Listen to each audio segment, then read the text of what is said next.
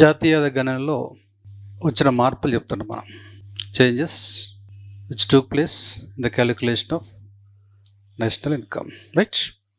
దీంట్లో first definition పూర్తి చేసిన ఎస్టర్డే డెఫినేషన్లో the final value of goods and services produced within the country in one financial year. కాబట్టి జాతీయ ఆదాయము ఆర్థిక సంవత్సరం ఎప్పుడు స్టార్ట్ అవుతుంది అనుకున్నాం? ఏప్రిల్ 1, మార్చ్ 31 ఎండ్ అవుతుంది కదా, రైట్. సో దీంట్లో మనకు ఒక వర్డ్ ఉపయోగించాను, అంతిమ అన్న ఫైనల్ అని ఉపయోగించాం. కాబట్టి ఫైనల్లో ఏమొస్తుంది అనేది చూసాం. ఇన్పుట్ అవుట్పుట్ వస్తుంది కదా. కాబట్టి ఇక్కడ మనకు ఉత్పాదకం నుంచి వచ్చేది ఉత్పత్తి, రైట్. ఉత్పాదకం వచ్చేసి ఉత్పత్తి. కాబట్టి జాతీయ తీసుకునేటప్పుడు ఈ ఉత్పత్తి మనం ప్రొడక్షన్ అంటాం. ఉత్పాదకాన్ని ఏమన్నాం? నేను క్లాసులో చెప్పుకున్నాను కదా. ఉత్పాదకం, ప్రొడక్టివిటీ అంటే ఉత్పాదకత. ఇన్పుట్ ఇది ఏమండి? ఇన్పుట్ వల్ల ఏమొస్తుందంటే అవుట్పుట్ వస్తుంది. అవుట్పుట్ వస్తుంది. కాబట్టి జాతీయ ఆదాయాన్ని గణించేటప్పుడు ఇన్పుట్ తీసుకుంటారా, అవుట్పుట్ తీసుకుంటారా? అవుట్పుట్ తీసుకుంటారు. ఇక్కడ అంతే వస్తుంది. Input leads to output. కాబట్టి ఇక్కడ మనం జాతీయ లెక్కించేటప్పుడు అవుట్పుట్ తీసుకోవాలి. అవుట్పుట్లో ఏది ఫైనల్? ఎస్, ఇది అంతిమ. ఓకేనా, రైట్. ఇక్కడ కాన్సెప్ట్ మనం గమనిస్తే ఇలా జాతీయ ఆదాయ గణనలో అంతిమ వస్తువులు మాత్రమే తీసుకోవాలా, రైట్. కలర్ ఏది చేశాడన్నా దీని పైకి రెడ్ బాగుందా? ఏం పెట్టేస్తారు? కలర్ బ్లాక్ పెడదామా? బ్లాక్ పెడితే ఓకేనా, రైట్. ఓకే, ఇది మనకు ఫస్ట్ డెఫినేషన్ అయిపోయింది. దీనిలో నెక్స్ట్ చేసినామంటే ఆధార సంవత్సరం తీసుకుందాం. ఇది బేస్ ఇయర్ ఇదివరకు ఏది ఉంటే 2004-05, ఇప్పుడేముంది 11-12కి వచ్చింది, రైట్. ఇక్కడ బేస్ ఇయర్ అనేది మనకు మారుతూ ఉంటుందని చెప్పాం. ఎందుకోసం అంటే ఎవ్రీ ఇయర్ 4% ప్రైస్ ఏమవుతుంది? పెరుగుతుంది. కాబట్టి base year out be changed.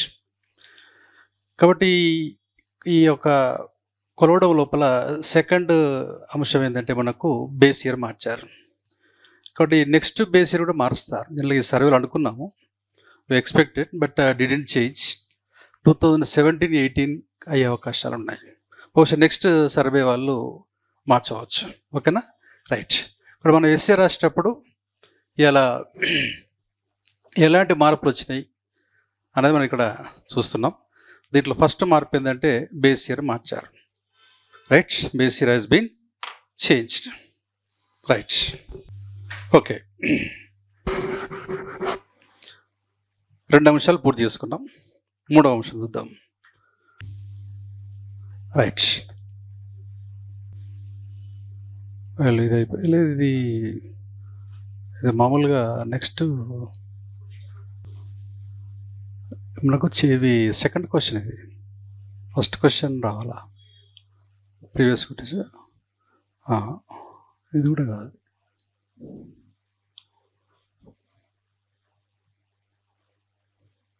ఇది ఒకటే ఉంది కదా. నిన్నటి క్వశ్చన్ యాడ్ చేయలేదు. పైకి పోతుందా? పైన అదే కదా. ఓకే, వచ్చింది, రైట్. అంతే.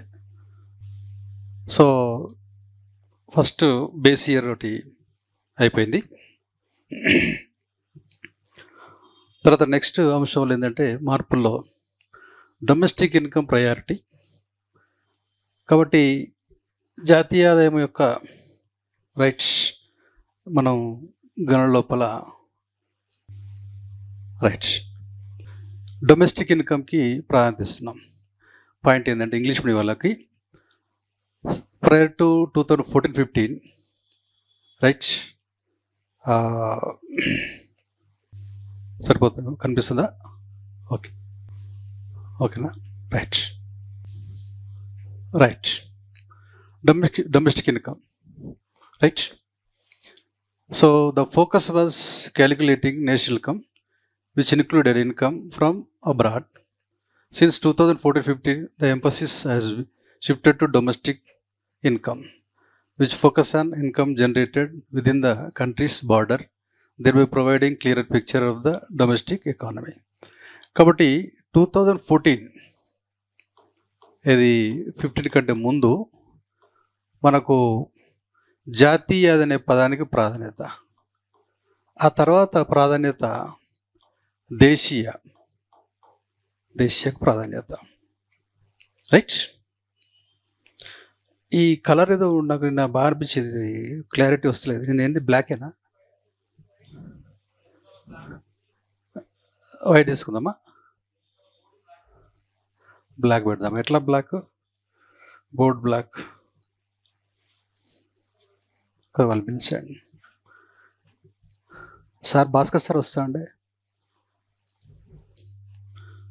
కాబట్టి మనం చేంజెస్ అనేది క్వశ్చన్ కాబట్టి ఆ చేంజెస్లో నెక్స్ట్ పాయింట్ ఏంటంటే since 2014-15 before that we used word national, right.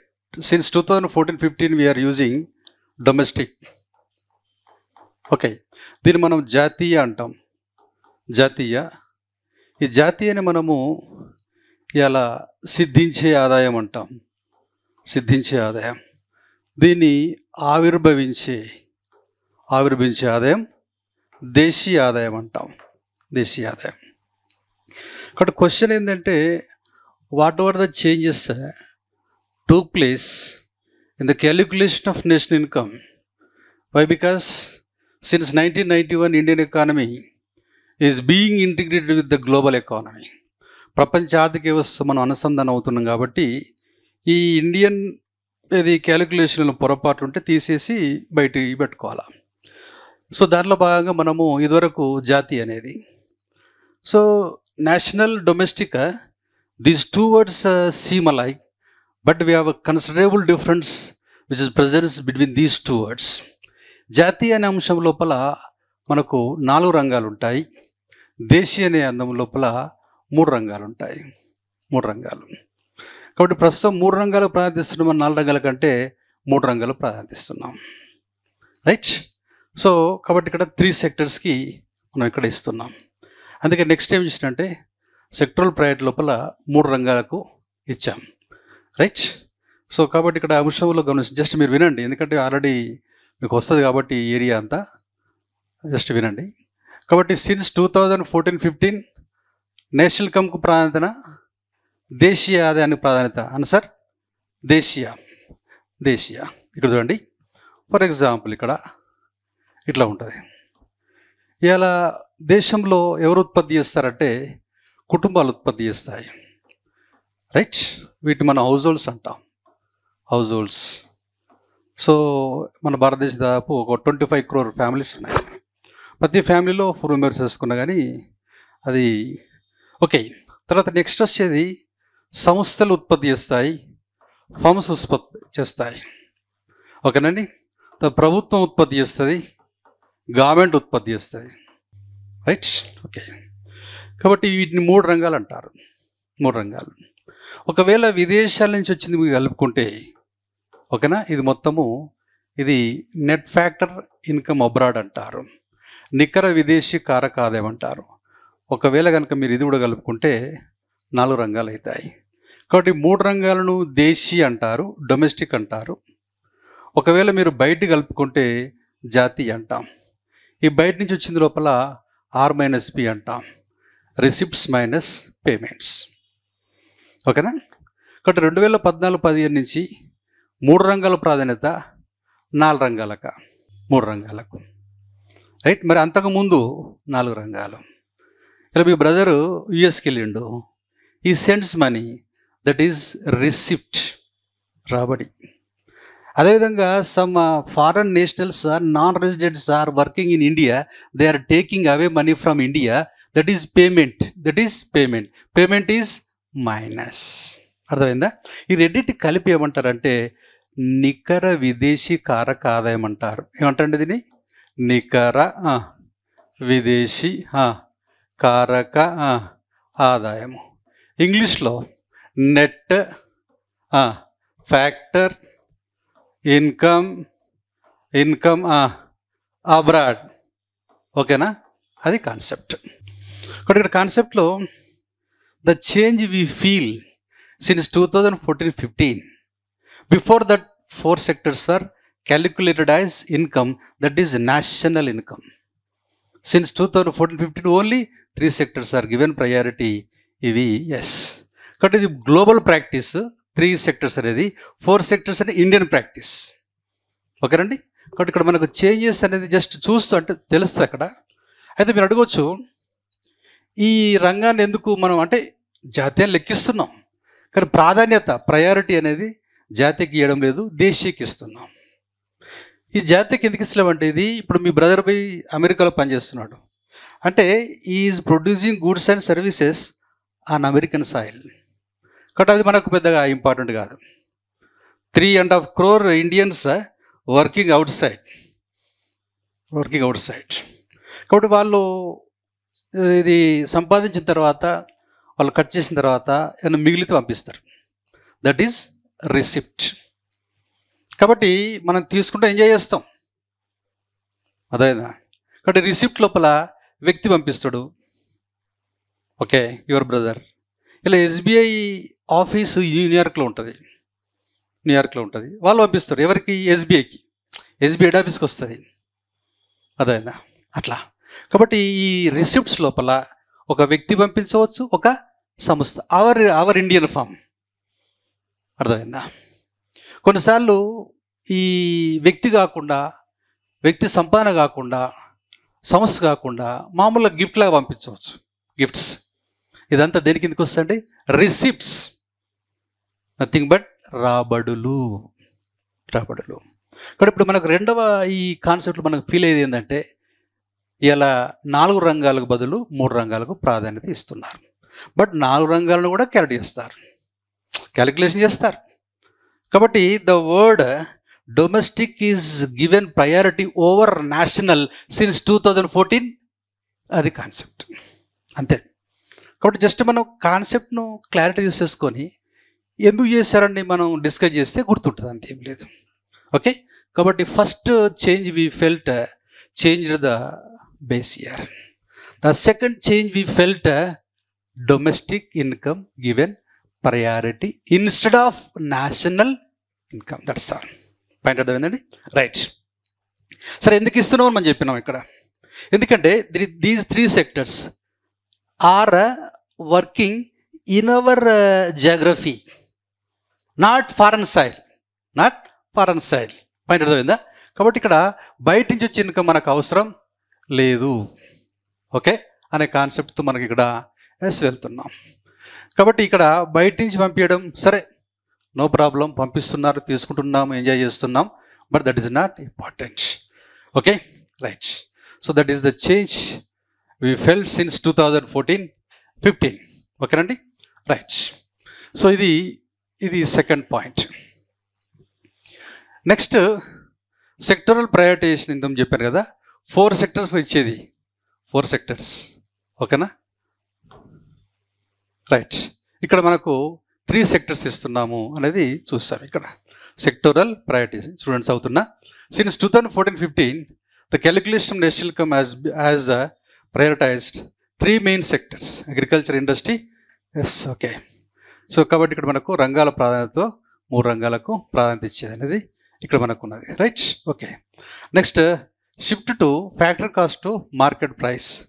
అంటే 2014-15 కంటే ముందు ఏది మనం ఇచ్చేది ఎఫ్సికి ప్రాధాన్యత ఇచ్చేది, ఇప్పుడు ఎంపీకి ప్రాధాన్యత ఇస్తున్నాం. ఇది తేడా. ఎంపీ ఏంది, ఎఫ్సి చెప్తాను.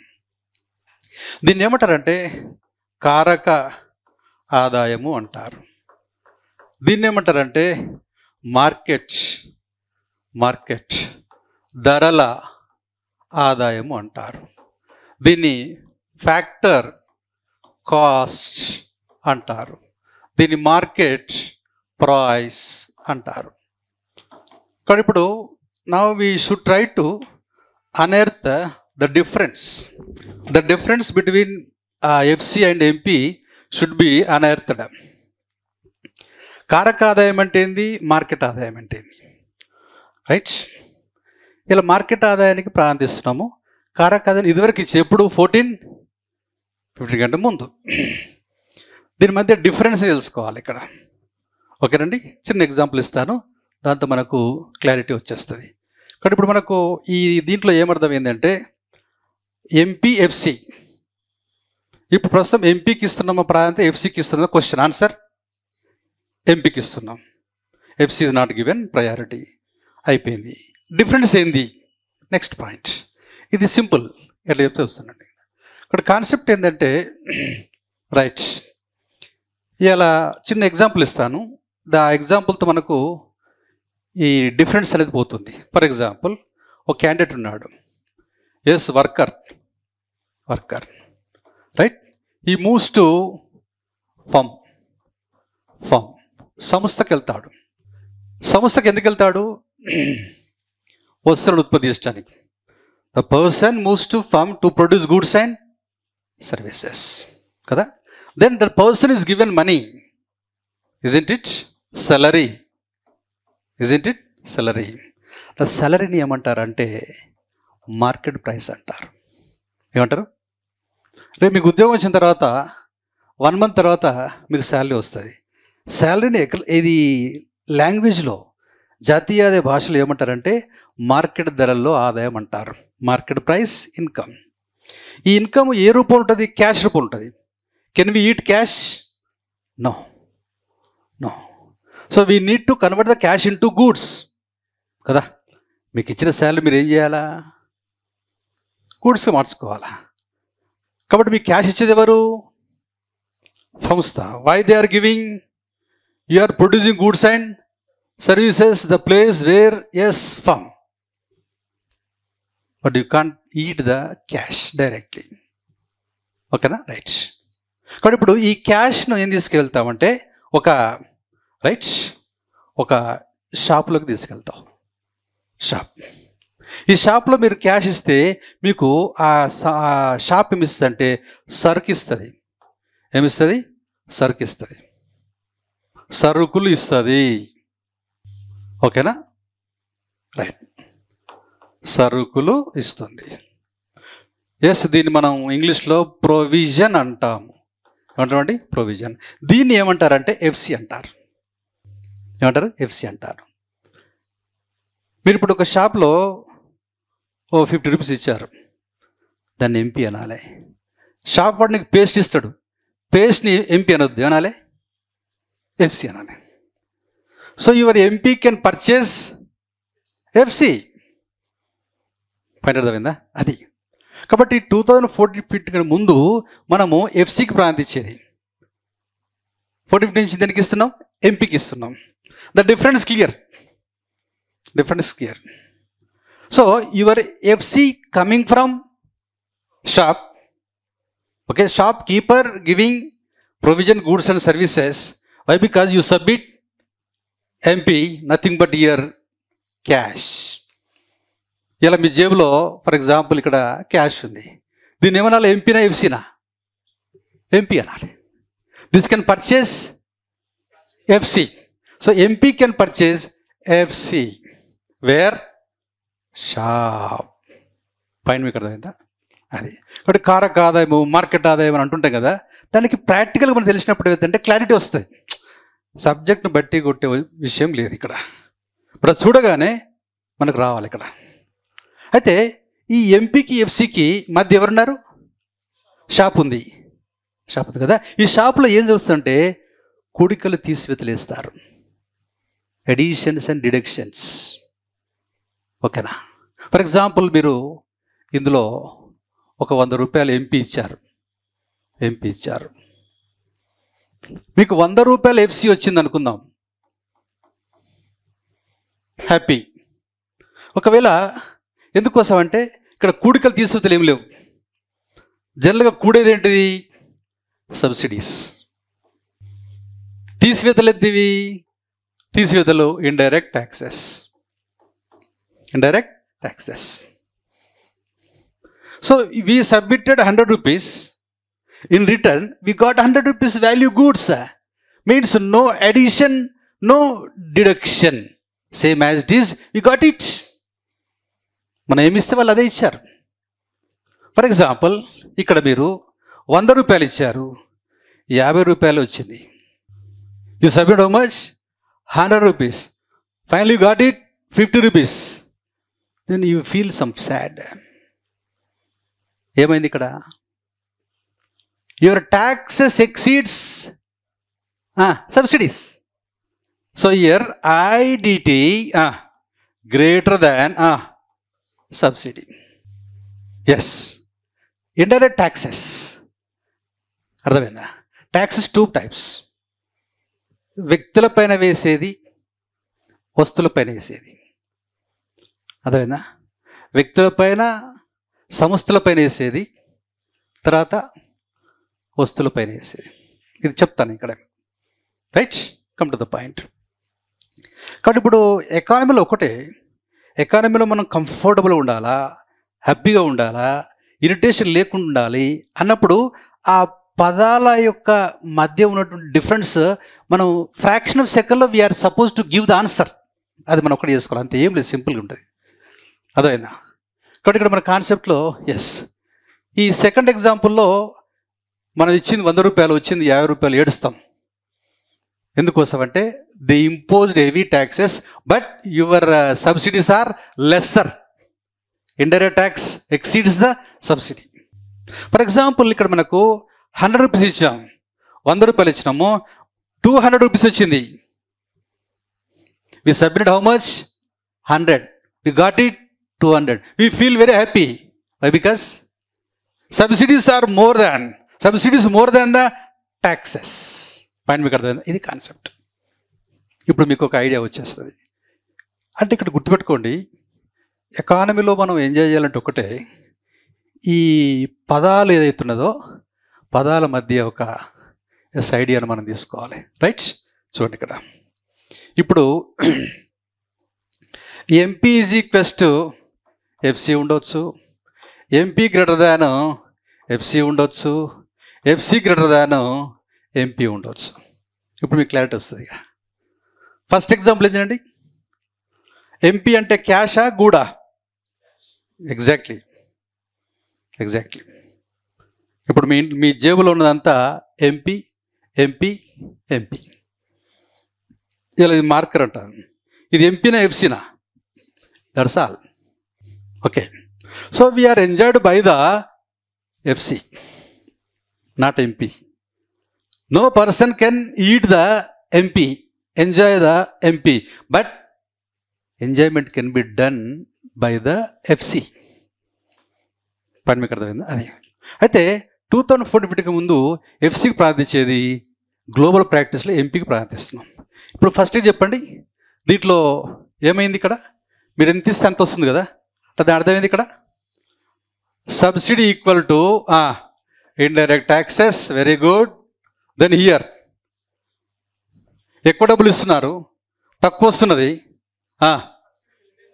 ఎస్, కాబట్టి indirect tax greater than subsidies. Very nice. Then here FC greater than అంటే ఎక్కువ వస్తువులు వస్తున్నాయి, తక్కువ డబ్బుకి ఇస్తున్నారు. Subsidies greater than. Yes, point అర్థమైందండి. ఇది కాన్సెప్ట్. కాబట్టి what are the changes took place since 2014-15 in the calculation of national income? ఇది మనం లిస్ట్ చేస్తున్నాం ఇక్కడ. కాబట్టి ఇక్కడ పాయింట్ ఏంటంటే, right, shift from factor cost to market price. Point అర్థమైందా? అది కాన్సెప్ట్. Okay, right. సో ఇప్పుడు నెక్స్ట్ స్లైడ్కి వెళ్దాం. Right, nice. మళ్ళీ మారిపోయింది. లేదు, నాకు బోర్డు మళ్ళీ బ్లాక్ కావాలా? రైట్, బ్యాక్గ్రౌండ్ బ్లాక్ దిద్దాం కదా. ఓకే, ఇది చేద్దాం. నైస్. ఓకే, పెన్ వైట్ వస్తుంది, వైట్ సరిపోతుంది. ఓకే, పాయింట్ అర్థమైందండి. సో ఫోకస్ ఆన్, ఇప్పుడు నెక్స్ట్ పాయింట్ ఏంటంటే ఫోకస్ ఆన్ కిందన లేదే, ఇప్పుడు ఇది అయిపోయింది. Second basic price, basic price కదా. ఓకే, తీసేద్దాం. సో చివరికి మళ్ళీ ఒకసారి లిస్ట్ అవుట్ చేద్దాం ఏం చేంజ్ వచ్చినా ఓవరాల్గా. So introduction to basic price. To further align with the global practices the concept basic price has been introduced. Tax are included and subsidies are excluded. ఇది basic ధర అనేది ఒకటి వచ్చింది. ఏంది బేసిక్ ధర చూద్దాం, రైట్. ఓకే, ఇక్కడ మన కాన్సెప్ట్ మనం చూస్తే 1450 నుంచి 2014-15, ఓకేనా, రైట్. ఇక్కడ మనకు ఎంఆర్పి వచ్చేది, ఇక్కడ మనకు బీపీ వస్తున్నది. ఎంఆర్పి అంటే మ్యాక్సిమం రిటైల్ ప్రైస్, మ్యాక్సిమం గరిష్ట చిల్లర ధర. అది పక్క పెట్టినాం. మీరు ఏదైనా వస్తువు కొంటే ఎంఆర్పి 100 రూపీస్ అంటున్నాడు. Maximum retail price you need to pay, don't ask the details, that's all. ఇప్పుడు ఎంపీకి వచ్చి బీపీకి వచ్చినాం. బీపీ అంటే బేసిక్ ప్రైస్, కనీస ధర, ప్రాథమిక ధర. డిఫరెన్స్ ఏంది ఇక్కడ, అర్థమైందా డిఫరెన్స్? ఇది ఇండియన్ ప్రాక్టీస్, గ్లోబల్ ప్రాక్టీస్. చిన్న ఎగ్జాంపుల్ ఇస్తా. సో ఇప్పుడు మనకు ఇప్పుడు ఇది ఎంఆర్పి అనుకుంది, ఇంత 100 రూపాయలు అనుకుందాం. జస్ట్ ఎంఆర్పి 100 రూపాయలు. అది ఒక వస్తువు బాంబేలో తయారయ్యి హైదరాబాద్కి వచ్చింది. దీంట్లో ఏముంటుందంటే ట్రాన్స్పోర్ట్ ఉంటుంది, అంతే కదా. We need to add transport charges. తర్వాత ఈ వస్తువులను అమ్మేవాడికి కమిషన్ ఇవ్వాలా, కమిషన్ ఉంటుంది. ఈ వస్తువును అడ్వర్టైజ్మెంట్ చేయడానికి విఐపీల చేత ప్రకటన వేయాలంటే అడ్వర్టైజ్మెంట్ కాస్ట్. ఈ వస్తువును అమ్మడానికి sales girls boys rupees we can use them. Sales girls and boys. Sales ఇక్కడ మనకు కాస్ట్ అంటాం, sales cost, advertisement cost, okay. Then transport cost, okay. Then commission of the shop. These are all deducted from MRP. Then you get అది concept. పని మీకు అర్థమైందా? 2014 ముందు మనం చూసేది ఇక్కడ MRP. MRP extends as maximum retail price. దీంట్లో చెత్త చెదర మొత్తం ఉంటుంది. You have to pay. Of course మనం ఇప్పుడు పే చేస్తున్నాం, కానీ జాతీయ ఆదాయంలో ఇది డూప్లికేట్ కాబట్టి తీసేస్తారు. తీసేసి బీపీకి ఇస్తున్నారు. పాయింట్ అర్థమైందా? అది కాన్సెప్ట్. కాబట్టి ఈ బీపీకి ఎంఆర్పి తేడా ఏంటంటే ఎంఆర్పి మైనస్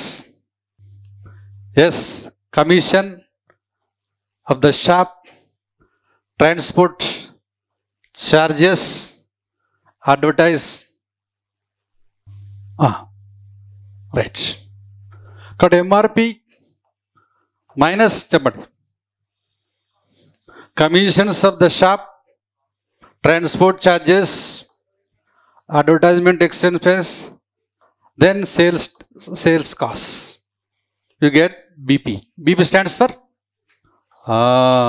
బేసిక్ ప్రైస్. ఇక్కడ జాతీయ ఆదాయాన్ని గణన చేసేటప్పుడు ఎంఆర్పికి బదులు దేనికి ఇస్తున్నాం? బీపీకి ఇస్తున్నాం, ప్రాథమిక ధర. దీనివల్ల 100 రూపాయలు ఉన్నది, ఇవన్నీ తీసేస్తే ఫర్ ఎగ్జాంపుల్ ఇవన్నీ 20 రూపాయలు వేసుకున్నాం. తీసేస్తే ఏమవుతుంది? ఇక్కడ 80 వస్తుంది. This is BP, this is MRP. ఇప్పుడు ఎంఆర్పి ఎక్కువ ఉంటుందా, బీపీ ఎక్కువ ఉంటుందా? అది. కాబట్టి some miscellaneous cost which are visible in the income is deducted to get a clearer picture, original picture of the national income. పెట్టదని అది. కాబట్టి ఇక్కడ మనకు తెలిసిన తర్వాత ఈజీగా మనం రాసిపడవచ్చు, పెద్ద మ్యాటర్ ఏం కాదు. కాబట్టి ప్రస్తుతము బీపీ ఈజ్ గివెన్ ప్రయారిటీ. అంతకుముందు ఎంఆర్పికి ఉండేది. ఓకేనండి, ఇది రైట్. ఓకే, ఇది నెక్స్ట్ ఇక్కడ అయిపోయింది కదా, ఇది కదా, అంతే కదా. Focus, nice. ఓకే, ఇప్పుడు gross income given priority, right. Next change ఏంటంటే focus on gross income. Before 1415 net income was given priority where depreciation was deducted to reflect the net value. However, since 2014-15 depreciation is no longer deducted and gross income is now prioritized to align the global practices. కాబట్టి 2014-15 కంటే ముందు మనం దేనికి ఇచ్చేది అంటే నెట్కి ఇచ్చేది. మరి ఇప్పుడేమికి ఇస్తున్నామంటే గ్రాస్కి ఇస్తున్నాం. ఓకే, నెట్ అంటే నికరం, గ్రాస్ అంటే స్థూల. అది concept, right. So what is the difference? What is the difference which is presence between net and gross should be unearthed up. Yes, మీరు ఒక వస్తువును ఉత్పత్తి చేసేటప్పుడు మెషిన్లు ఉపయోగపడతాయి, కానీ మెషిన్ అది ఉత్పత్తి చేస్తే తన శక్తిని కోల్పోతుంది. Repairs, depreciation. కాబట్టి డెప్రిసియేషన్ తీసేస్తే, డెప్రిసియేషన్ ఉంచితే గ్రాస్. అది concept. So since 2014-15 gross is given priority means depreciation remains unchanged in that itself. We are not take out, అక్కడ ఉంచుతాం. ఎందుకంటే వస్తువుకు డిప్రిసియేషన్, ఆ తరుగుదల అనేది మారుతుంది, దానికి యాడ్ చేయడం చాలా కష్టం. కాబట్టి we align with the global practice that we are taking the value of gross, not net. If you wanted to move for net, you need to depreciate, you need to deduct the depreciation from good to good. It is cumbersome effort, చాలా problematic ఇది. అన్ని వస్తువుల యొక్క depreciation తీసేయడం అంత easy కాదు అది. కాబట్టి ఏం చేస్తున్నాం, మనం గ్రాసే వాడుతున్నాం. కాబట్టి ఇక్కడ మనకు అంశం లోపల -D +D, -Dని ఏమంటాము, +Dని ఏమంటాము. ఎస్, ప్రస్తుతం మనం గ్రాస్గా నెట్గా అంటే ఆన్సర్ గ్రాస్. తెలుగులో స్థూల, ఓకేనా, అంతే కదా. స్థూలాదాయం, స్థూలాదాయము, నికరాదాయము. స్థూలాదాయానికి మరొక, అంటే ఈ డెప్రిసియేషన్ మరొక పేరుంది. ఏంటిది? Depreciation also named as a CFC, right. Consumption of fixed capital, స్థిర మూలధన వినియోగం. ఏమండి? స్థిర మూలధన వినియోగం పాయింట్ అర్థం, అది కాన్సెప్ట్. మనకు మామూలుగా ఏదైనా రాసుకోవచ్చు. దీన్ని మనము తరుగుదల, అరుగుదల, వీర్ అండ్ టియర్ ఇలాంటివన్నీ ఉపయోగిస్తుంటాం. కాబట్టి మీరు ఏ వస్తువును ఉత్పత్తి చేసినా మిషన్లు వాడతారు. మిషన్ రిపేరింగ్కి వస్తుంది. ఆ రిపేరింగ్ ఖర్చులను వీర్ అండ్ టియర్ అనొచ్చు, డెప్రిసియేషన్ అనొచ్చు, కన్జంప్షన్ ఫిక్స్డ్ క్యాపిటల్ కూడా అనొచ్చు. వాటిని తీసేస్తే నెట్ వస్తుంది, ఉంచేస్తే ఇప్పుడు గ్రాస్కు ప్రాధాన్యత, నెట్కు ప్రాధాన్యత. ఆన్సర్ గ్రాస్ ప్రాధాన్యత. అది నెక్స్ట్ చేంజ్ పాయింట్ అర్థమైందా? అది ఓకే. ఇప్పుడు దీనిలో ఇంకేందండి, inclusion of product taxes. Yes, వస్తు పనులను చేర్చదవుతా ఉంది. ఏందని చూస్తాం ఇక్కడ, రైట్. ఓకేనా, రైట్. ఈ పాయింట్స్ మొత్తం అయిన తర్వాత మళ్ళీ ఒకసారి లిస్ట్ అవుట్ చేస్తాను నేను. అప్పుడు మీకు ఏమైనా చిన్న డౌట్ ఉన్నా అడిగిస్తే ఫస్ట్ క్వశ్చన్ అవుతుంది. అట్లా క్వశ్చన్ టు క్వశ్చన్ ఒక లెసన్ నుంచి 5-6 క్వశ్చన్లు ఉంటాయి. అవన్నీ చూస్తూ పోవచ్చు, సింపుల్ అయిపోతుంది. గ్రూప్ 1 పెద్ద ప్రాబ్లం ఉండదు ఇక్కడ. గ్రూప్ 2 ప్రాబ్లం, ఎందుకంటే ప్రతి చెప్పాలా, అర్థమైందా, హెవీ అది. అట్లా కాదు, క్వశ్చన్ టు ఆన్సర్స్. ఓకే, ఇప్పుడు నెక్స్ట్ ఇది అయిపోయింది, గ్రాస్ అయిపోయింది, నెట్ అయిపోయింది. ఓకేనా. ఇప్పుడు ఏంటంటే ఇక్కడ product taxes. Taxes are 2 types. ముందు దాని గురించి తెలుసుకుందాం. Taxes okay. ట్యాక్సెస్ చూడండి ఇక్కడ. ట్యాక్సులు వ్యక్తుల పైన, సంస్థల పైన ట్యాక్స్ వేసుకోవచ్చు. వస్తువులపైన సేవలపైన ట్యాక్స్ వేసుకోవచ్చు. Taxes are imposed on individuals and firms. Tax also imposed over goods and services. ఈ గూడ్స్ అండ్ సర్వీస్ ట్యాక్స్ని ఏమంటారంటే ప్రోడక్ట్ ట్యాక్స్ అంటారు. ప్రోడక్ట్ ట్యాక్స్ అంటారు. దీన్నే మనం ఇండైరెక్ట్ ట్యాక్స్ అంటాం. దీన్నే మనం పరోక్ష పన్నులు అంటారు. ఈ టర్మ్స్ వెరీ ఇంపార్టెంట్, రైట్? తర్వాత ఈ వ్యక్తులు సంస్థలపై వేసేదాన్ని ప్రొడక్షన్ ట్యాక్సెస్ ఏమంటాం? Production taxes. దీన్నే డైరెక్ట్ ట్యాక్స్, దీన్నే ప్రత్యక్ష పన్నులు. ఇప్పుడు మనం మాట్లాడే దేని గురించి? Product taxes. ప్రోడక్ట్ ట్యాక్స్ అంటే డైరెక్టా ఇండైరెక్టా? ఇండైరెక్ట్ ట్యాక్సెస్ అంతే కదా ఇక్కడ ఇష్టం. ఓకేనా? Indirect taxes, product taxes. ఓకేనా? సో వీటిని 1450 ముందు తీసేసేవారు, 1450 నుంచి కలుపుతున్నారు. Why? Because indirect tax is the income of the government. Income of the government. ఎందుకంటే మనం చూసాము ఇక్కడ ఈ దేశీయ ఆదాయం లోపల ముగ్గురు ఉంటారని చెప్పాను. ఒకరు కుటుంబాలు, సంస్థలు, ప్రభుత్వం. కాబట్టి ప్రభుత్వము, government getting income through indirect taxes, then we have to add it. Why you deduct? Why? Because government also part and parts of national. ఇలా మొన్న బడ్జెట్ సబ్మిట్ చేశారు నిర్మల గారు, 48 lakhs. అది part and parts of national income. కాకపోతే national income ఎక్కువ ఉంటుంది, budget తక్కువ ఉంటుంది. ఎందుకంటే నేషనల్ ఇన్కంలో 4 parts ఉంటాయి, బడ్జెట్లో ఒక పార్ట్ అది. దేశీయ ఆదాయంలో 3 parts ఉంటాయి, బడ్జెట్లో ఒక పార్ట్ అది. పాయింట్ అర్థమైందా? అది. కాబట్టి national income greater than budget estimates, domestic income greater than budget estimates. ఏదది? అవును, డొమెస్టిక్ ఇన్కమ్లో ఇది. చూడండి, మీరు 4 భాగాలు కదా, చూడండి 4 భాగాలు ఉన్నాయి. 4 భాగాలు ఏది? హౌస్ హోల్డ్స్, ఫర్మ్స్, గవర్నమెంట్, తర్వాత బయట నుంచి వచ్చేది నెట్ ఫ్యాక్టర్, ఇన్కమ్ అబ్రాడ్. మీరు 4 తీసుకున్నా గవర్నమెంట్ ఉంటుంది, 3 తీసుకున్నా నేను అదే అంటుంది ఇక్కడ. NI greater than BE, DI greater than BE.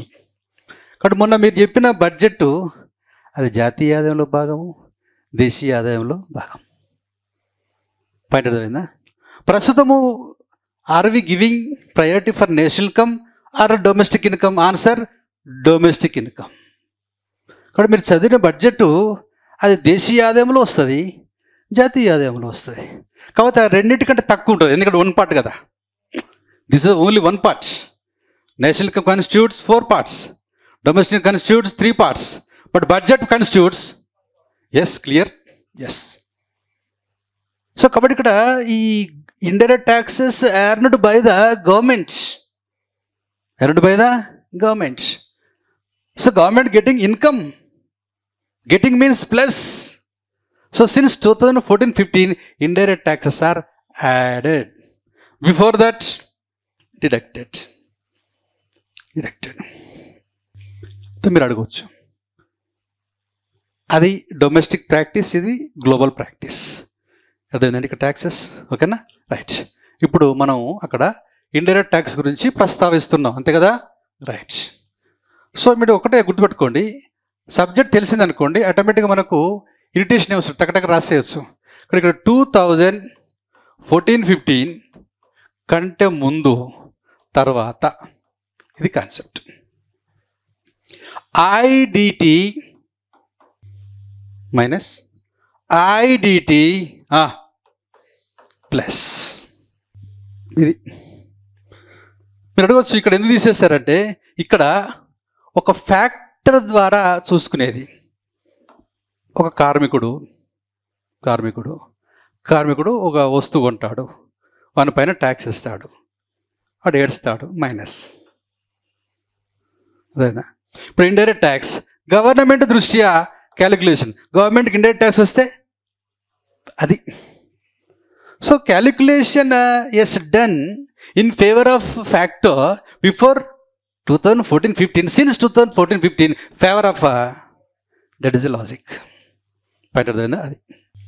కాబట్టి మీకు జాతీయ ఆదాయం యొక్క క్యాలిక్యులేషన్లో దాని యొక్క ఫార్ములా మారిపోయింది 14-15 నుంచి. మనం అన్ని నేర్చుకున్న తర్వాత ఫార్ములా ఇద్దాం. అప్పుడు ఏంది ఫార్ములా, ఇప్పుడు ఏంది ఫార్ములా. ఓకేనండి, రైట్. కాబట్టి ఇప్పుడు 14-15 కంటే ముందు ఎఫ్సికి ప్రాధాన్యతనా, ఎంపీకి ప్రాధాన్యతనా? ఆన్సర్ ఎఫ్సికి. 14-15 కంటే ముందు నెట్కా గ్రాస్కా? నెట్కు. అంతే, సింపుల్. అక్కడ మనం చూడగానే మనం చూసుకోవాలంతే, రైట్. ఓకే. సో కాబట్టి ఇప్పుడు మనకు ఈ పాయింట్స్ మనం ఏం చేసినామంటే, ఈ ఇట్లా మనం తయారు చేయడం వల్ల ఏంటంటే మీకు ఈజీగా డౌన్లోడ్ చేసేసుకొని చూస్తే అయిపోతుంది. క్లాస్ విని చూస్తే సరిపోతుంది అంతే. ఎన్ని క్వశ్చన్లు ఉండొచ్చు, నో ప్రాబ్లం. చూడండి ఇక్కడ మళ్ళీ చదువుతాను ఇక్కడ. కాబట్టి taxes are 2: product tax, production tax. ఇప్పుడు మీరు సంస్థ ఉందనుకో, సంస్థ పెట్టారు కదా, సంస్థ మీద ట్యాక్స్ ఇచ్చినాం అనుకో, అది ప్రొడక్షన్ ట్యాక్సా, ప్రోడక్ట్ ట్యాక్సా? ప్రొడక్షన్. ఆ సంస్థ నుంచి వస్తువు వస్తుంది అనుకో, వస్తువు మీద వేస్తే ప్రోడక్ట్ ట్యాక్స్. ఓ సిమెంట్ కంపెనీ ఉంది, కంపెనీతో ట్యాక్స్ వేసినామో ప్రొడక్షన్.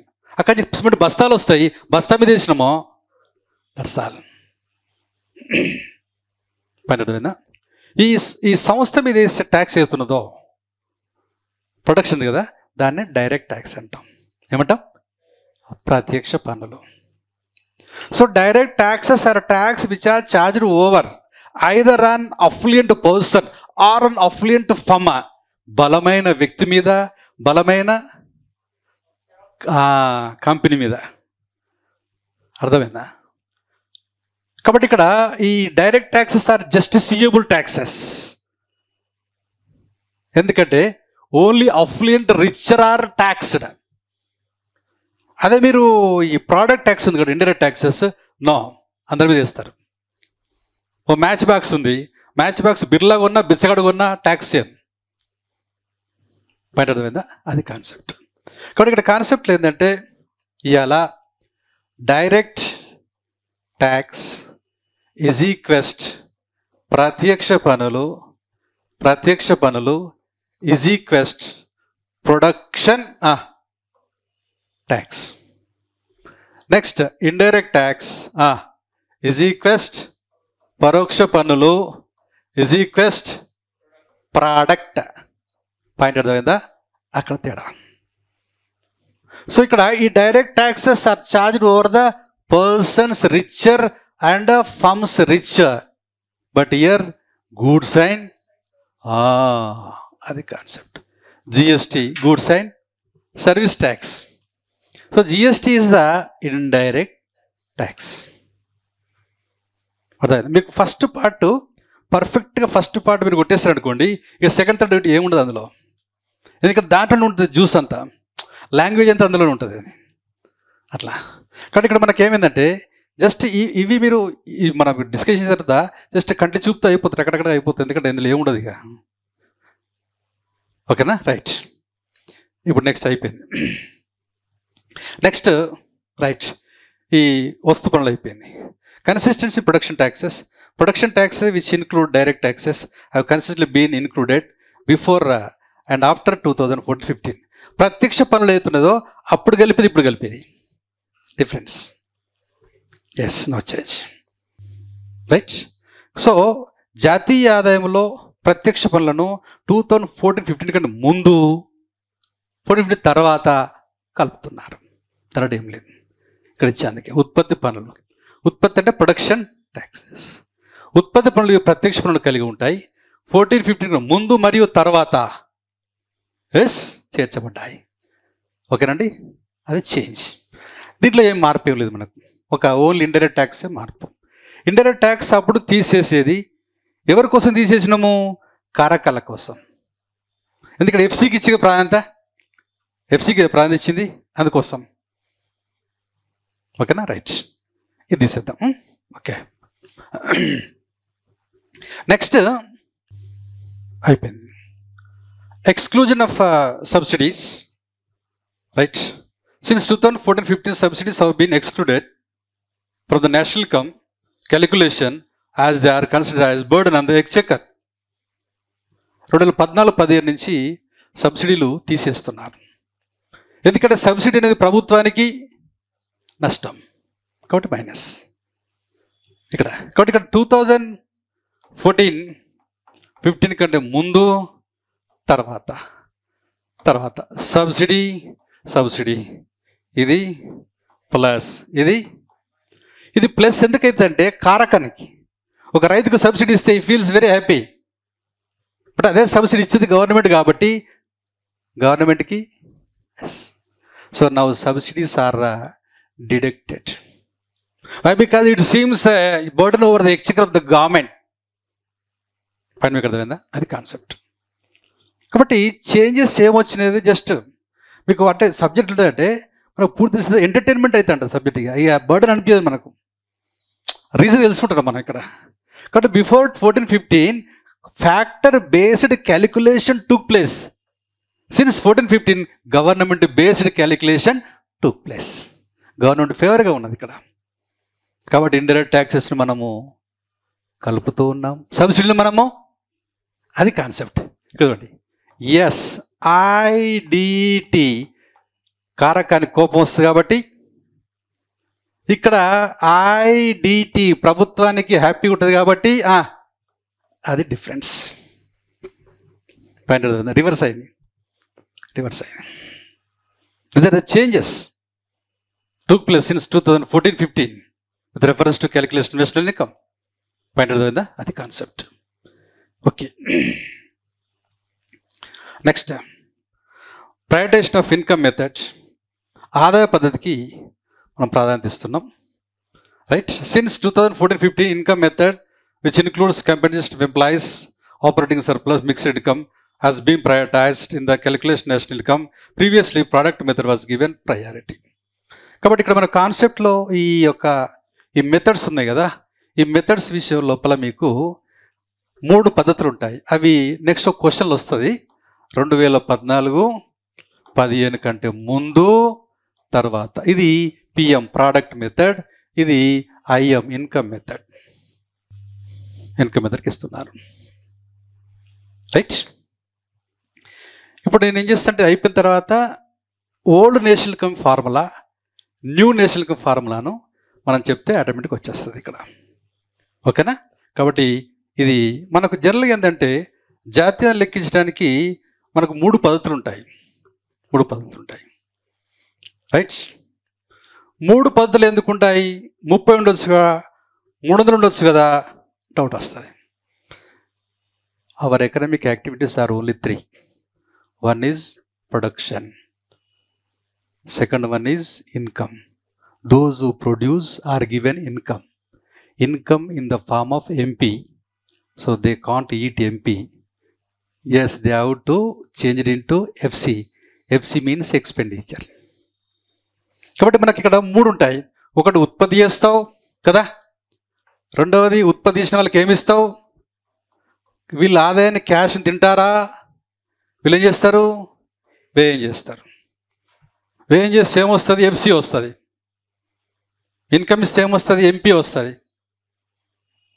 పాయింట్ అర్థమైందా? So the economic activities are 3. One is production method, second income method, expenditure method. So 2014-15 కంటే ముందు yes given priority for, yes, now we are giving priority for income method. That is the difference. Globally practiced. ఓకేనా? So ఇది ఈ యొక్క formulas ఏందనేది చెప్తాను. ఇదంతా అయిపోయిందో చెప్తాం. ఓకేనా? అది గుర్తుపెట్టుకోండి ఇక్కడ. కాబట్టి ఇప్పుడు ఆదాయ పద్ధతికి మనం ప్రాధాన్యతిస్తున్నాం. ఓకేనా? ఆదాయం. సో ఆదాయం ఎవరు పొందుతారు? Who right gain income. నేను చెప్పాను మీకు, your goods and services are produced by the, నేను చెప్పాను. For example you sat on a chair, I'm giving services, these are goods and services are produced by factors. చూడండి, ఇప్పుడు నేను మామూలుగా question వేసినప్పుడు అది ఏందో అనిపిస్తుంది, చెప్పిన తర్వాత అందులో ఏముంటుంది, అదే ఉంటుంది. ఎకానమీలో అదే ఉంటుంది. తెలిసేంతవరకే ఏదో, తెలిసిన తర్వాత అందులో ఏముండదు. ఫ్యాక్టర్స్ నేను చెప్పాను. ఫ్యాక్టర్స్ ఏంటి అవి? Land, labour, capital, organisation, technical knowledge. Income మెథడ్కి ఇస్తున్నా ఇప్పుడు. అదైనా ల్యాండ్, రెంట్, లేబర్, వేజెస్. ఈ వేజెస్ను మన నుండి వేజెస్ను ఎక్కడ పోయింది? రైట్ ఇక్కడ. ఎస్, ఇక్కడ చూడండి. కంపెన్సేషన్ ఆఫ్ ఎంప్లాయీస్కి ఇచ్చేది వేజ్. తర్వాత ఆపరేటింగ్ సర్ప్లస్. ఈ ఆపరేటింగ్ సర్ప్లస్లో రెంట్, వడ్డీ, లాభం ఇవన్నీ వస్తాయి. ఓకేనా? తర్వాత మిక్స్డ్ ఇన్కమ్. కొంతమంది ఇన్కమ్ను 2-3 సంపాదిస్తుంటారు, అది కూడా వస్తాయి.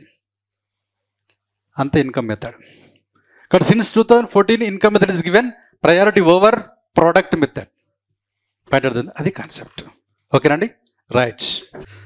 సో 2014-15 నుండి ఉద్యోగుల పరిహారము, ఉద్యోగులకు ఇచ్చే వేతనము, ఆపరేటింగ్ ఆదాయము, రైట్, సర్ప్లస్ అంటాం. మరి మిశ్రమ ఆదాయము, కలిగిన ఆదాయ పద్ధతులు జాతీయ గణన ప్రాధాన్యత ఇవ్వబడింది. ముందుగా ఉత్పత్తి చేసిన వస్తువులకు ఉత్పత్తి పద్ధతి ప్రాధాన్యత ఇచ్చేవారు. అది కాన్సెప్ట్. ఆ చేంజ్ వచ్చింది మనకు ఇక్కడ. రైట్, ఓకేనా? రైట్. ఇప్పుడు నెక్స్ట్ చూద్దాం. ఇవి అయిపోయిన తర్వాత మొత్తం రైట్ ఫినిష్ అయిపోయిందా? Okay, right. 2014-15 ఇప్పుడు మీరు చూడండి ఇక్కడ. అప్పుడు ఇప్పుడు ఇక్కడ మనకు నెంబర్ ఒకటి వేద్దాం. దీంట్లో మనం నెట్కి ఇచ్చేది ఇక్కడ కూడా నెంబర్ ఒకటి ఇస్తాం. ఒక నెంబర్ ఇద్దాం. ఇక్కడ ఇస్తాం గ్రాస్. ఇది ఎగ్జామ్ రాయాల్సి ఉంది. నేను ఓన్లీ ఎస్ఏ మేము ఇచ్చిన ఎస్ఏ రాయాలి మీరు, అంతే. ఇది ఎక్స్ప్లెనేషన్ వల్ల ఏంటంటే మనకి క్లారిటీ వస్తుంది, కంపారిజన్ వస్తుంది.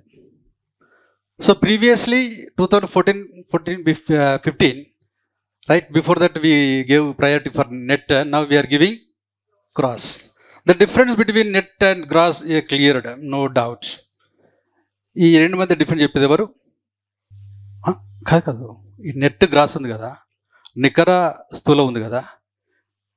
డిఫరెన్స్ ఏంటంటే డెప్రిసియేషన్, తరుగుదల. దీన్ని మైనస్, దీన్ని అంతే. This was the Indian practice, this is the global practice. పట్టిందా? ఎస్. ఇక్కడ మన కాన్సెప్ట్ 2 ఇచ్చేస్తానా?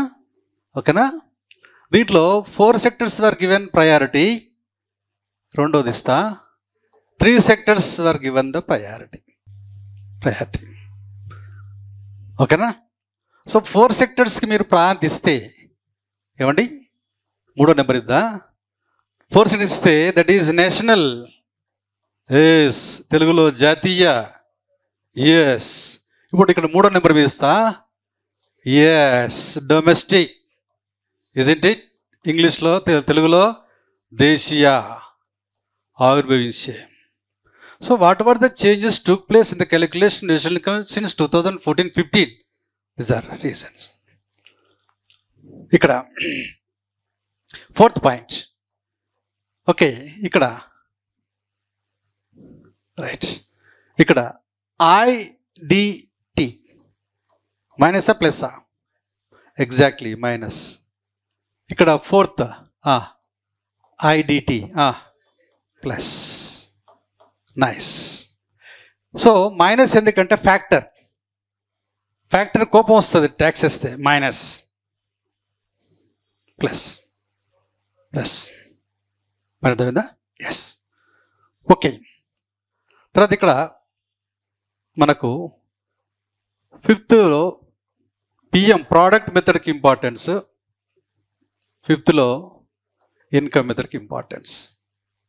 Income method importance. ఇక్కడ మనకు సిక్స్త్లో base year 2004, 5. Sixth base year is 2011, 12. ఇక్కడ సెవెంత్లో సబ్సిడీస్. ఎస్ ఎస్ కారకానికి సబ్సిడీ ఇస్తే హ్యాపీగా ఉంటుంది కదా, ఏమి ప్లస్. ఇక్కడ ఎస్ ఇక్కడ సబ్సిడీస్ మైనస్. ఇక్కడ మనకు ఎఫ్సికి ప్రాధాన్యత ఇచ్చినామా, నెంబర్ 8 ఆ నెంబర్ సేమ్ ఇవ్వాలా, క్లారిటీ వస్తుంది. ఇక్కడ ఎంపీ ప్రాధాన్యత. ఇక్కడ నెంబర్ 9లో ఎంఆర్పి మ్యాక్సిమం. ఇక్కడ 9th బీపీ బేసిక్ ప్రైస్. ఇది చేంజెస్. కాబట్టి ప్రతి లెసన్లో ఒక 5-6 క్వశ్చన్ల కంటే ఎక్కువ ఉండవు, ఏ లెసన్ అయినా. బట్ దాంట్లో క్లారిటీగా తీసేసుకోవాలా. ఒకవేళ మనం చదువుకోకుండా క్వశ్చన్ వచ్చినా కానీ వీ కెన్ డీల్, ఎందుకంటే సబ్జెక్ట్ వస్తుంది కాబట్టి దాన్ని మనం రాసి పెట్టవచ్చు. అర్థమైందా? సో ఒకసారి చూసి మనం ఫార్ములా వేస్తాను నేను, దాంతో నీకు క్వశ్చన్ అయిపోతుంది. సెకండ్ క్వశ్చన్లోకి వెళ్ళిపోవచ్చు. చూడండి ఇక్కడ నెంబర్ 1 నెట్ అంటే డీతో సంబంధించింది. D plus minus. డి కలిపితే గ్రాస్ స్థూల. నెంబర్ 2 4 సెక్టర్స్ అన్నప్పుడు ఇక్కడ ఇట్లుంటుంది 1, 2, 3, 4. 1 హౌస్ హోల్డ్స్, 2 ఫర్మ్స్, 3 గవర్నమెంట్, ఎస్ నెట్ ఫ్యాక్టరీ ఇన్కమ్ అబ్రాడ్. ఓకేనా? ఈ యొక్క రైట్ 3 సెక్టర్స్ లోపల ఇది 3 హౌస్ హోల్డ్స్, ఫార్మ్స్, గవర్నమెంట్. ఇప్పుడు గవర్నమెంట్కి వచ్చి ఇన్కమ్ను ఎక్స్పెండిచర్ ఏమంటారు? బడ్జెట్. సింపులా? Budget is the word which is income and expenditure of the government, not public. Public అంటే నేషనల్ ఇన్కమ్ ఏమండి? అవును. ఇక్కడ విషయం ఏంటంటే, అందుకే గవర్నమెంట్ ఇప్పుడు నేషనల్ ఇన్కమ్ అన్నప్పుడు ఓన్లీ ఇన్కమ్ ఏరియా ఇస్తారు. నేషనల్ ఇన్కమ్ లోపల గవర్నమెంట్కి ఉన్నటువంటి అప్పులు కలపరు. ఎందుకంటే జాతీయ ఆదాయము ఏంటది? ఆదాయం. ఇప్పుడు 80% జీడిపి అది అప్పులున్నాయి, అది కలపరు. ఆదాయంలో ఆదాయం ఉంటుంది కానీ అప్పులు ఉండవు. పని మీకు అర్థమైందా? అది కాన్సెప్ట్. ఓకే, అయిపోయింది కదా. 4 సెక్టర్స్, 3 సెక్టర్స్. ఈ 4th సెక్టర్ ఎందుకు తీసిపడేసారు అంటే R-P అనేది ఫారెన్ మీద నడుస్తుంది. ఫారెన్లో అది మనం కష్టపడ్డది కాదు, వస్తున్నది బయట నుంచి. కాబట్టి తీసుకుంటాం, ఎంజాయ్ చేస్తాం. బట్ అది మనది కాదు కాబట్టి ప్రయారిటీ నాట్ గివెన్. ఓకేనా? ఇక్కడ మనకు అంశం గుర్తుపెట్టుకోండి. ఇప్పుడు రిసిప్ట్స్ పేమెంట్స్ అనేది ఇక్కడ సంబంధించింది. ఇది 4th సెక్టర్. జాతీయ ఆదాయంలో 4 భాగాలు అదొకటి. రిసిప్ట్స్ వస్తుంది, పేమెంట్స్ పోతుంది. గవర్నమెంట్ అనేది 3వ భాగం. ఈ గవర్నమెంట్ జాతీయ ఆదాయంలో గవర్నమెంట్కి వచ్చే ఆదాయం తీసుకుంటాం మనం. అదే బడ్జెట్ చెప్పినప్పుడు గవర్నమెంట్కి వచ్చే ఆదాయము, గవర్నమెంట్కి వచ్చే వ్యయము, దాంట్లో గవర్నమెంట్ చేసే అప్పులు, వాటి వడ్డీలు అంత వస్తుంది. అదేనా? ఇప్పుడు దేశానికి సంబంధించిన అప్పులు ఉంటాయి, అప్పులు తీసుకుని జాతీయ ఆదాయం కల్పం. పైన మీకు అర్థమైందా? అది కాబట్టి రెవెన్యూ ఈజ్ ఇంపార్టెంట్. అదేనా? అది పోయిందా? అయిపోయిందా? రైట్. ఇండైరెక్ట్ ట్యాక్సెస్ తీసేసిన ఎందుకు చెప్పాను, అది burden on the factors. Indirect taxes plus అని చెప్పాను, ఎక్స్చెక్కర్ ప్లస్ అవుతుందా. Next product method, income method. ఓకేనా? Right. Next base year change అయింది. సబ్సిడీస్ ఇస్తే ఫ్యాక్టర్స్ హ్యాపీగా ఉంటాయి, సబ్సిడీస్ ఇస్తే గవర్నమెంట్ ఏడుస్తుంది. ఇక్కడ subsidy minus. Then factor cost అంటే వస్తువులు. కాబట్టి ఈ ప్రతి క్యాషెస్కి పోయి షాప్లో ఇవ్వాలి, షాప్ నుంచి బయటకు వచ్చేది అంత క్యాలిక్యులేషన్ కష్టం అవుతుంది. కాబట్టి అది ఇక్కడ ఇంపార్టెంట్ కాదని చెప్పేసి ఎంపీకే ఇస్తున్నాం మనం. ఇప్పుడు ఎంపీకి ఇస్తున్నాం.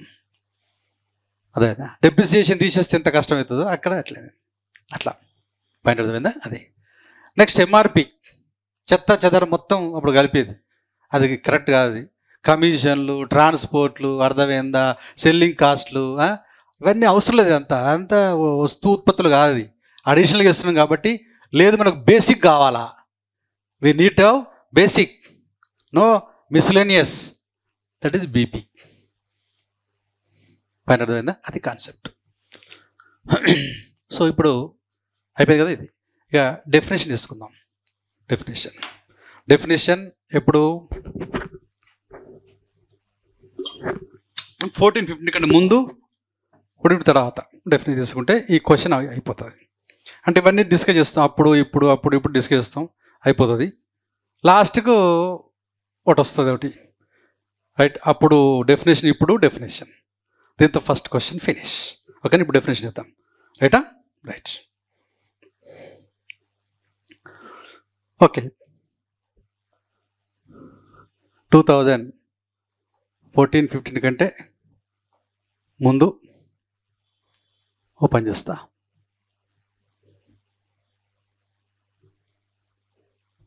(2014-15) ఇక్కడ అంటే ముందు అనుకోండి, తర్వాత అనుకోండి. ఓకేనా? సో ఇక్కడ ఈ నేషనల్ ఇన్కమ్ డెఫినేషన్ ఏంటంటే NNPFC లేదా NI. ఇక్కడ డెఫినేషన్ ఏంటంటే గ్రాస్ వాల్యూ యాడెడ్ బీపీ. ఇది డెఫినేషన్. దీంట్లో పదాలు మీకు చెప్తా ఉంటాను. ఎందుకోసం అంటే దీంట్లో ఉన్న పదాలు జాతీయ ఆదాయ భావంలో వస్తాయి. అది నెక్స్ట్ క్వశ్చన్, అదే జాతీయ ఆదాయ భావాల గురించి రాయండి అని వస్తాయి. Concepts of national income mention అని వస్తుంది నెక్స్ట్ క్వశ్చన్లో, అప్పుడు వస్తాయి అవి. కానీ ఇది NNPFC లేదా national income both are same. ఇప్పుడు నేషనల్ ఇన్కమ్ అవడం లేదు, gross value added BP, basic price. అదే నేను ఓన్లీ డెఫినేషన్ చేస్తే ఎక్స్ప్లెయిన్ చేసుకుంటా. దీని క్లారిటీ అయితే సెకండ్ క్వశ్చన్లో మనకు వస్తుంది. ఇక్కడ నేషనల్ ఇన్కమ్ డెఫినేషన్ మారిపోయింది. NNPFC అన్నప్పుడు NNP-MP minus IDT plus yes. Your FC coming from, isn't it? FC means goods. Goods are given by the shop. Okay. What is submitted to the shop? MP. చెప్పండి కదా నువ్వు. కాబట్టి your FC is drawn from MP. Finish, right? Okay, no problem. ఇది definition. సరే, ఇది దీంట్లో మనం extend చేస్తుంటే పోతుంటుంది. అది సెకండ్ క్వశ్చన్లో నేను చేస్తాను, డైరెక్ట్ ఇచ్చేస్తాను ఇప్పుడు. కాబట్టి నేను చెప్పాను ఏంటంటే before 2014-15 IDT was deducted, subsidy were find అవుతుందా? Why? Because FC was the important. FC right. తర్వాత నెట్ నేషనల్ ఇన్కమ్. నెట్ అంటే D మైనస్ నేషనల్ అంటే హౌ మెనీ సెక్టర్స్ అంటే దాన్ని చూస్తామని చెప్పొచ్చు. ఇలా ఫస్ట్ పార్ట్ పర్ఫెక్ట్గా మనం డీల్ చేస్తాం. అక్కడ ఏమైతుందంటే టోటల్గా ఆ పార్ట్లో ఒక ప్యాషన్ స్టార్ట్ అవుతుంది నాకు, ఇది ఏం లేదురా బాబు అని. ఇక తెలంగాణ ఒకటి ఇట్లా ఊదేస్తే పోతుంది, అది ఏం లేదు, అది ఓన్లీ ఫ్యాక్ట్స్ ఉంటాయి, అందులో ఏముండవు. అర్థమైందా? ఎన్విరాన్మెంట్ కూడా లాజిక్ ఉంటుంది. ఎన్విరాన్మెంట్ థర్డ్ పార్ట్ ఏముంటుందంటే you can produce goods and service without harming environment, that's all. పైన మీకు అర్థమైందా? You are permitted to produce goods and service how much you want, no problem, but without harming, that's all. ఆ point మన మైండ్లో ఉంటే answer అవ్వచ్చు. No emission, no combustion, no emission of greenhouse gases. అర్థమైందా? Then you can proceed the goods and services. So environment demand equal to environment supply. నువ్వు environment ఎంత ఉపయోగించుకుంటున్నావో అంత supply చేయి. నువ్వు ఎంత CO2 పంపింగ్ చేస్తున్నావో అంత గ్రీనరీ డంపింగ్ చేయి. That is net zero emission. Net zero emission. India 2070 target. ఆమె కరెక్ట్? యూరోప్ 2050 యూరోప్లో. ఎస్. కాబట్టి మీరు ఇంత మైనస్ చేస్తున్నారు, అంతే ప్లస్ చేయండి, జీరో అవుతుంది. నెట్ ఏమేది అది 10 టన్ కార్బన్ డైఆక్సైడ్ పంపు చేసినావు, అదే 10 టన్ వాల్యూ గ్రీనరీ చేసుకో, నెట్ ఏమవుతుంది? 0 అవుతుంది. ఇది అంటే గుర్తుపెట్టుకోవాలి. ఒక కాన్సెప్ట్ నేర్చుకునేటప్పుడు దాంట్లో ఉన్న హిడ్డెన్ మీనింగ్ ఏంది, కోర్ పాయింట్ ఏంది మనం మైండ్లో పెట్టుకుంటే ముందుకు వెళ్ళిపోతుంది అంతే. లెక్కనే కూడా అంతే. ఎందుకు బేసిక్ చెప్తున్నా అంటే ఇలా బేసిక్స్తోనే కనెక్ట్ అయిపోతుంది అక్కడ. ఇది డెఫినేషన్. ఈ పూర్తి డెఫినేషన్ మీకు తర్వాత వస్తుంది. జస్ట్ ఇది okay. NNP FC are next both are same equal to NNP FC NNP MP minus IDT plus ఇక్కడ ఉండి దీంట్లో డెఫినేషన్లో గ్రాస్ అంటే depreciation plus gross value added BP means basic price. ఆ చెత్త చెదరంతా ఏం చేయాలి? తీసేయాలి. తర్వాత ఇక్కడ ఇన్కమ్ మెథడ్ ఇస్తాం. ఇన్కమ్ మెథడ్లో ఏం చేస్తాం? కార్మికులకు ఇచ్చేది కలుపుకుంటాం. Compensation of employees. మనకు ఎన్ని ఫ్యాక్టర్స్ ఉన్నాయి? 5 ఫ్యాక్టర్స్ కదా. కార్మికులు అయిపోయినారు. తర్వాత నెక్స్ట్ ఈ మిగిలిన కారకాలది ఆపరేటింగ్ సర్ప్లస్. మొత్తం 5 ఫ్యాక్టర్స్లో ఒక ఫ్యాక్టర్ ఏంది? కారకాలది, కార్మికులు, వాళ్ళకి ఇచ్చేది కంపెన్సేషన్ ఆఫ్ ఎంప్లాయీస్. మిగిలింది OS అంటే మిగిలిన వాటికి అయిపోతుంది. నెక్స్ట్ కొందరు ఏం చేస్తారంటే డబుల్ ఇన్కమ్ చేస్తారు. మిక్స్డ్ ఇన్కమ్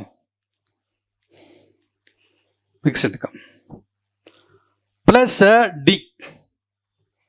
డి అంటే ఇక్కడ డెప్రిసియేషన్ ఏమైంది ఇక్కడ, అందుకే దీన్ని ఏమన్నా నెట్ అన్నాం. డెప్రిసియేషన్ కలిపినాం కదా, దీన్ని ఏమన్నాం? అంతే, సింపుల్ కాన్సెప్ట్, ఏముండదు అంతలో. పాయింట్ అర్థమైందా? ఇప్పుడు మనకి రైట్ ఇక్కడ ప్లస్ ఇక్కడ ఇది product tax plus production tax minus subsidies కంపెనీకి ఇవ్వచ్చు, సబ్సిడీస్ వస్తువుకి ఇవ్వచ్చు. కాబట్టి మైనస్ కంపెనీకి ఇచ్చే subsidy, production subsidy plus product. Point అర్థమైందా? ఇది ప్రస్తుతం ఉన్న definition concept. So presently we are using national income definition, this one. ఇప్పుడు మీరు సర్వే చూస్తే అందులో GNI ఇచ్చారు. నేను నేషనల్ ఇన్కమ్ ట్రెండ్స్ చెప్పేటప్పుడు అది ఒక క్వశ్చన్ ఉంది కదా, అక్కడ GNI అంటే ఏంది, NI అంటే ఏంది, GDP అంటే ఏంది, ప్లస్ GVA ఉంది, అదే వస్తుంది. నెంబర్తో సహా చెప్తా అక్కడ. బట్ ఆ లాంగ్వేజ్ మనకి అర్థం కావాలి. లాంగ్వేజ్ చూడు ఇక్కడ. అప్పుడు ఇప్పుడు ఉన్నటువంటి నేషనల్ ఇన్కమ్లో ఇక్కడ NNP MP right, okay. GNP MP minus D minus IDT plus subsidy. ఇక్కడ NNP ఉంది కదా, నెట్ ఎట్లా వస్తుంది? D తీసేస్తుంది. ఇప్పుడు నేషనల్ ఏమొస్తుంది అంటే డొమెస్టిక్ ప్లస్ అబ్రాడ్. డొమెస్టిక్ అంటే GDP MP ప్లస్ అబ్రాడ్ అంటే R minus P minus D minus IDT plus subsidy. ఓకేనా? ఇది GDP MP. GDP MPలో ఏమొస్తుంది అంటే GDP MPలో జీడిపి అంటే C plus I plus G plus X minus M. ఇది జీడిపి ఎంపీకి ఫార్ములా. సి అంటే కన్జ్యూమర్ గూడ్స్, వినియోగ వస్తువులు, ఐ అంటే investment goods, capital goods, G అంటే గవర్నమెంట్ గూడ్స్. మనకు 3 రంగాలు ఉంటాయి. కుటుంబాలు వినియోగ వస్తువులు ఉత్పత్తి చేస్తాయి. House holds produce consumer goods, firms produce investment goods, government produce government goods. ఒకవేళ కనుక ఎక్కువ ఉత్పత్తి చేస్తే ఎక్స్పోర్ట్ చేస్తారు, తక్కువ ఉత్పత్తి చేస్తే ఇంపోర్ట్ అన్నప్పుడు మైనస్, ఎక్స్పోర్ట్స్ అన్నప్పుడు ఎస్. So exports imports is the domestic economy, not national income. Why? Because these exported items are produced in our India. అదేనా? So exports and imports come under domestic economy. కాబట్టి మీకు ఈ నికర వస్తువులు సేవల యొక్క ఎగుమతులు దిగుమతులు దేశీయ ఆదాయము జాతీయ ఆదాయం కాదు. జాతీయ ఆదాయం మీద R-P జాతీయ ఆదాయం, R-P జాతీయ ఆదాయం. అది కాన్సెప్ట్.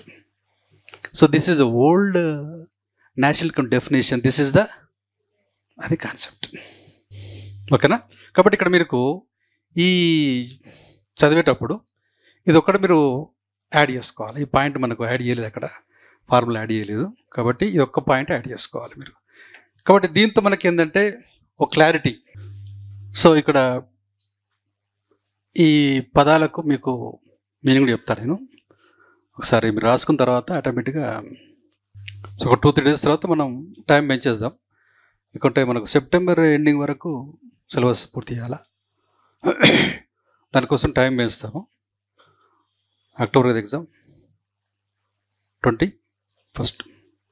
సో సెప్టెంబర్లో పూర్తి చేసుకుందాం. అది చేస్తాను.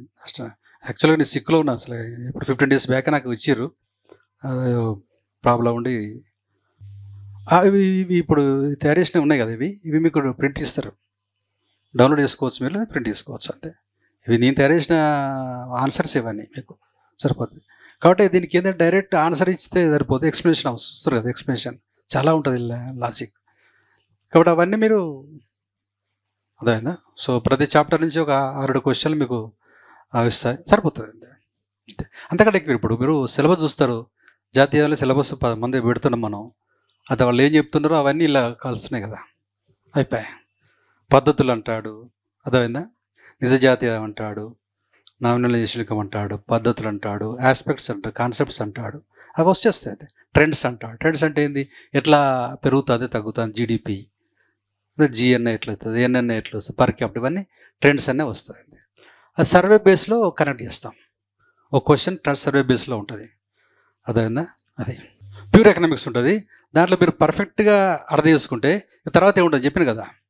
సెకండ్ ఏముండదు, థర్డ్ ఏముండదు. థర్డ్ కాన్సెప్ట్ ఒకటే, ఓన్లీ ఆ ఎన్విరాన్మెంట్ ఉంది కదా, అది ఎఫెక్ట్ కాకుండా చూసుకోవాలి మీరు అంతే.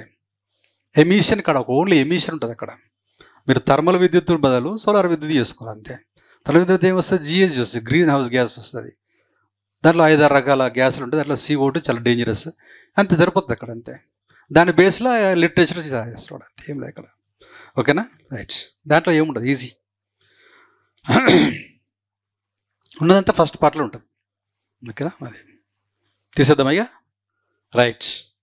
ఇప్పుడు మనకు ఇప్పుడు అప్పుడు అనేది ఒక దాని మీద తెలిసిపోయింది. ఇక్కడ యాడ్ చేస్తా, అదొక లాస్ట్ పాయింట్. నేను అది ఎందుకు వదిలేసినామంటే జాతీయాన్ని మదించే పద్ధతుల లోపల వచ్చినప్పుడు అది చేద్దామని వచ్చాము. బట్ ఇక్కడ నేను యాడ్ చేయలేదు, లాస్ట్ పాయింట్ యాడ్ చేయాలి.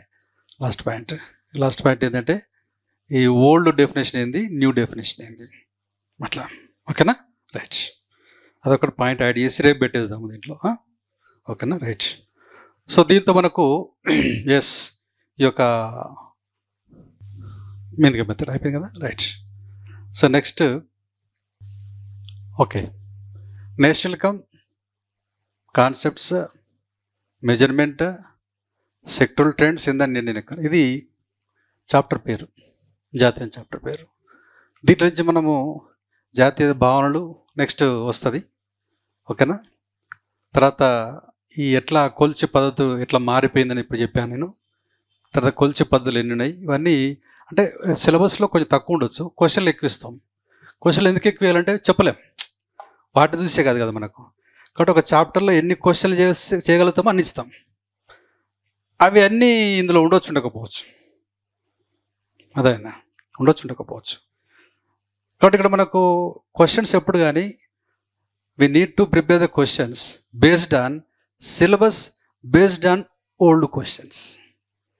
అట్లా అంటే don't only depending upon syllabus, but depending upon old questions also. ఎట్లా క్వశ్చన్స్ అడిగారు గతంలో, దాన్ని బట్టి ఇప్పుడు మీకు ఇచ్చేస్తుంటాం.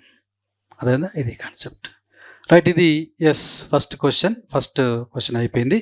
దీంట్లో ఇవన్నీ పాయింట్స్ ఇంగ్లీష్ వాళ్ళు ఇటు రాసుకోవాలి. ఇది ఒక పాయింట్ యాడ్ చేయాలి, ఇది డెఫినేషన్ అనేది యాడ్ చేయాలి. నేషనల్కి ఓల్డ్ డెఫినేషన్, నేషనల్కి న్యూ డెఫినేషన్, దాంట్లో తెలుగులో ఇంగ్లీష్లో అనేది చేసేస్తే అయిపోతుంది. ఓకేనా, రైట్. ఇది ఇక సెకండ్ క్వశ్చన్కి వెళ్దాం. సెకండ్ క్వశ్చన్ కూడా యాడ్ చేస్తారు మన వాళ్ళు. ఇది second question, first question over. అది మీరు చూడండి, నేను ఇవాళ యాడ్ చేస్తాను. దాంట్లో యాడ్ చేసిన తర్వాత ప్రింట్అవుట్ తీసుకోండి. సార్ని అడుగుతారు, మీకు సార్ ఇస్తాడా అయితే ప్రింట్అవుట్ మీరు తీసుకుంటారని చెప్తాను. అదొకటి నేర్పడి అయిపోయినాయని నేర్పెట్టుకోవాలి, పట్టుపట్టు చెప్పేస్తుండాలి. అంటే మీకు ఇచ్చే వాటిని పట్టుపట్టు, అందులో మీకు ఏ ఒక్కటి కూడా పోకుండా ఇచ్చేస్తాం. ఇప్పుడు దాన్ని ప్రాక్టీస్ చేసుకోడు, దాన్ని తగిన టైంలో రాసేసే ప్రయత్నం చేసుకోవాలి. మనం రాసింది ఎదురునికి అర్థం కావాలా, ఒకటి పర్ఫెక్ట్గా అక్కడ పోయి ఆలోచించడం ఉండవు, ఇక్కడనే స్టీరియో టైప్లో చేసుకోవాలి. అంతే, అదే ఒక నిమిషాలు లేపేవాడు. ఒక చాప్టర్లో ఎన్ని క్వశ్చన్లు మ్యాక్సిమం ఉంటే అన్ని క్వశ్చన్స్ నేను ఇచ్చేస్తాను. ఓకే, ఇప్పుడు సెకండ్ క్వశ్చన్లోకి వెళ్దాం. Explain various concepts of national income, what are the limitations of GDP in representing the welfare of the people. జాతీయ ఆదాయానికి సంబంధించిన సూత్రాలు వివరించండి. ప్రజా సంక్షేమ ప్రతిబింబించడంలో జీడిపి యొక్క పరిమితులు ఏమిటి? రైట్, ఇది క్వశ్చన్. ఇంతవరకు ఈ కొలవడంలో వచ్చిన మార్పులు అప్పుడు ఇప్పుడు అయిపోయింది. అది నెట్ అన్నాం, గ్రాస్ అన్నాం, ఎఫ్సి అన్నాం, ఎంపీ అన్నాం, ఎంఆర్పి అన్నాం, బీపీ అన్నాం, 4 సెక్టర్స్ అన్నాం, 3 సెక్టర్స్ అన్నాం. ఓకే, సబ్సిడీస్ ప్లస్ అన్నాం, సబ్సిడీస్ మైనస్ అన్నాం, ఇండైరెక్ట్ ట్యాక్స్ మైనస్ అన్నాం, ఇండైరెక్ట్ ట్యాక్స్ ప్లస్ అన్నాం. ఇట్లా ఒకసారి మీరు చూస్తే ఆటోమేటిక్గా అది తెలుస్తుంది. అర్థమైనా? తర్వాత క్వశ్చన్ చేసిన తర్వాత ఉట్టి రాసుకోవాలి, అక్కడ సబ్సిడీ ఇట్లా ఉట్టి రాసుకోవాలి. రాసుకొని అప్పుడు ఇప్పుడు మనమే లోపల సబ్సిడీస్ అప్పుడు ప్లస్ ఇప్పుడు మైనస్ ఇట్లా మనం వేసుకోవాలి. అంటే we have to win ourselves, we have to win others also. Competition కదా, కాంపిటీషన్ కాబట్టి మనం ఇతరుల కంటే ఒక స్టెప్ ముందు ఉండాలా. కాబట్టి ఈ చదవడం లోపల novelty we need to innovate. Novelty important. Question వేసినాము, జాతీయ ఆదాయ గణనలో వచ్చిన మార్పులు అనగానే అది చూడగానే ఇండైరెక్ట్ ట్యాక్స్ అనగానే వెంటనే ఇప్పుడు కలుపుతున్నారు, ఎందుకంటే గవర్నమెంట్ అప్పుడు చేసారు తీసేసారు, ఎందుకంటే అది ఫ్యాక్టర్. ఇట్లా మీరు ఓన్గా అక్కడ పదాలను రాసేసి డిస్కస్ చేయాలి. ఇదేంటిది అప్పుడు ఇప్పుడు ఇప్పుడు ఇట్లా మీరు ప్రాక్టీస్ అంటే మీరు ఈ చదవడంలో ఒక నావెల్టీ చూసుకోవాలి. అందరికంటే మామూలుగా అందరూ మూసదలు చదువుతారు, మనం అట్లా కాదు, ప్రాక్టికల్ చదవాలి. అప్పుడు ఏమవుతుందంటే క్లారిటీ వస్తుంది. నువ్వు కరెక్ట్గా ప్రిపేర్ అయినప్పుడు ఏమవుతుందంటే నీ కాన్ఫిడెన్స్ లెవెల్ పెరుగుతుంది. కాన్ఫిడెన్స్ లెవెల్ పెరిగితే ఏమవుతుందంటే బీపీ తగ్గుతుంది. ఇప్పుడు నిబ్బరంగా బాగా చదివినాడు అనుకోండి, హ్యాపీగా ఉంటుంది. ఎగ్జామ్లో కూర్చున్నప్పుడు హ్యాపీగా ఉంటుంది. నువ్వు ఇచ్చేస్తే నీకు రాస్తాను చెప్తాం. అదే నువ్వు 50-50 వచ్చిన అనుకోండి, లోపల టెన్షన్తో బీపీ పెరుగుతుంది. బీపీ పెరిగినప్పుడు మెమొరీ అనేది అది కాన్సెప్ట్ పెట్టుకొని మెమొరీ ఉండదు, ఎందుకంటే అది ఎక్కువ కొట్టడం వల్ల ఏదంటే అట్లా. కాబట్టి మీరు చదివేటప్పుడు ఏంటంటే ఒక క్లారిటీ పెంచుకోవాలి. ఇది ఇట్లా అది అట్లా, ఇది ఇట్లా అది ఎట్లా, దట్స్ ఆల్. ప్రాక్టికల్గా చేసుకోవాలి మనం, అప్పుడు ఈజీ అవుతుంది. ఇది అన్ని సబ్జెక్టులకు మనం చేసుకోవాలి, దట్స్ ఆల్. ఓకేనా, రైట్. కాబట్టి ఇక్కడ మనకు క్వశ్చన్ ఆన్సర్ తయారు చేసుకోవడం ఫస్ట్ పాయింట్. వాటిని చదివిన తర్వాత ర్యాండమ్గా ఇప్పుడు ఇన్ని పదాలు ఇచ్చిన కదా, అన్ని పోర్లు పదాలు రాసుకొని చెక్ చేసుకొని దాన్ని మనం రాస్తాం కదా, ఎంతసేపటి రాస్తున్నావు ఆ ఎస్సేను, నువ్వు రాసింది ఎదురుకు అర్థమవుతుందా, అది సింపుల్. ఇది టెక్నిక్, అదేనా, రైట్. ఇప్పుడు సెకండ్కి వద్దాం. నా సెకండ్ క్వశ్చన్ ఏంటంటది, concepts of national income. Concepts of national income. So దీంట్లో first definition, national income refers to the total value of goods and services produced within a country or a financial year. ఇది మనకు తెలుసు, నేను discuss చేసిన అయిపోయింది, ఈ point అవసరం లేదు. దీంట్లో ఫస్ట్ పాయింట్ ఏంటంటే మార్కెట్ ధరలో స్థూల దేశోత్పత్తి, ఇంగ్లీష్లో gross domestic product at market price. First concept, ఓకేనండి. ఇది ఏంటో చూస్తాను నేను. GDP MP is equal C plus I plus G plus X minus M. ఇక్కడ మీకు జీ అంటే గ్రాస్, గ్రాస్ అంటే ఏంటండి స్థూల, స్థూల అంటే డెప్రిసియేషన్ తీసేస్తారా అట్లే ఉంచేస్తారా? That's all. ఓకే. నా డొమెస్టిక్, డొమెస్టిక్ అంటే తెలుగులో దేశీయ, దేశీయ అంటే 3 రంగాల 4 రంగాల? That's all, simple. ఏంటి అవి? హౌస్ హోల్డ్స్, ఏంటి అవి? ఫార్మ్స్, ఏంటి అవి? Government, government. అది కాన్సెప్ట్, ఓకేనా? ఇప్పుడు రైట్, కాబట్టి ఇక్కడ డొమెస్టిక్లో మనకు చూస్తే ఇలా హౌస్ హోల్డ్స్, ఫార్మ్స్, గవర్నమెంట్, ఈ రెండింటి కలిపి ఏమంటారు? ప్రైవేట్ సెక్టర్ అంటారు. దీన్ని ఏమంటారు? Government sector. So in India private sector and government sector enable to produce goods and services. Why? Because ours is a mixed economy. భారతదేశంలోది మిశ్రమ. That's why besides government, private people also enable to produce goods and services. Dove soap, private. Mysore sandal, government. Both are. Okay, right. So ఇప్పుడు ఇక్కడ మనకు ఈ దీంట్లో private, government పైన అర్థమైందండి. Right. Domestic, ఒకవేళ కనుక మీరు R-P బయట నుంచి కలుపుకుంటే అప్పుడు డొమెస్టిక్ పదం పోయి ఏమవుతుంది? నేషనల్ అవుతుంది. గుర్తుపెట్టుకోండి, ప్రతి ఆన్సర్ మీరు ఏం చేయాలంటే రాసిన తర్వాత చెక్ చేయాలి. చెక్, ఇది ఇది ఇది మీకు మీరే ఓన్గా, ఇది బయట వాళ్ళు ఎక్కువ చేయరు, చదివినవా రాసిన అయిపోతుంది, అర్థమైందా? బట్ దాన్ని చెకింగ్ చేసుకోవాలి. We have to check ourselves. దానివల్ల ఏమైతుందంటే మెమొరీ పెరుగుతుంది అట్లా. కాబట్టి ఎప్పుడైనా గుర్తుపెట్టుకోవాలంటే ఒక 10 మందిని మనం ఓడించాలంటే 10 మందిలో ఉన్న వీక్నెసెస్ ఏందని చూసుకొని మనం చూసుకోవాలి. నేను అదే చెప్తున్నాను, we have to overcome ourselves and also overcome others. ఎందుకంటే few forces, limited forces are there. Technique ఇది, అంతేగాని ఉట్టిన ఎట్లా ప్లాన్లకు చదవకూడదు. మనం చదువుతున్నప్పుడు ఒక 100 పాయింట్లో ఒక 80 పాయింట్స్ ఈజీ ఉన్నాయి, 20 పాయింట్స్ కష్టం ఉన్నాయి అనుకుందాం. ఈ 20 పాయింట్స్ పైన ఎక్కువ యాక్షన్ చేయాలి. ఎందుకంటే ఈ 20 పాయింట్స్ కష్టం కాబట్టి మిగతాలందరూ దూరం పోతూ ఉంటారు, మనం అంత దగ్గర కావాలి. అది టెక్నిక్ పాయింట్. అది కష్టంగా, అందరు కష్టమే, వాటిని వదిలేస్తారు వాళ్ళు. మనం ఈ 80 పక్క పెట్టి 80 ఎంత ఈజీనో 20ని కూడా అంత ఈజీ చేసుకోవాలి. అది టెక్నిక్. అది అదేనా? కాబట్టి కొంచెం మాస్టర్ ప్లాన్ బాగుండాలి. కాంపిటేటివ్ ఎగ్జామ్ పోయేటప్పుడు మన ఓన్ థింకింగ్ ప్లస్ ఇతరులను ఎట్లా ఓడించాలి ఇవన్నీ. P, gross over plus D plus D. Domestic P అంటే ఏంటిది? Product. Product, product value, not product.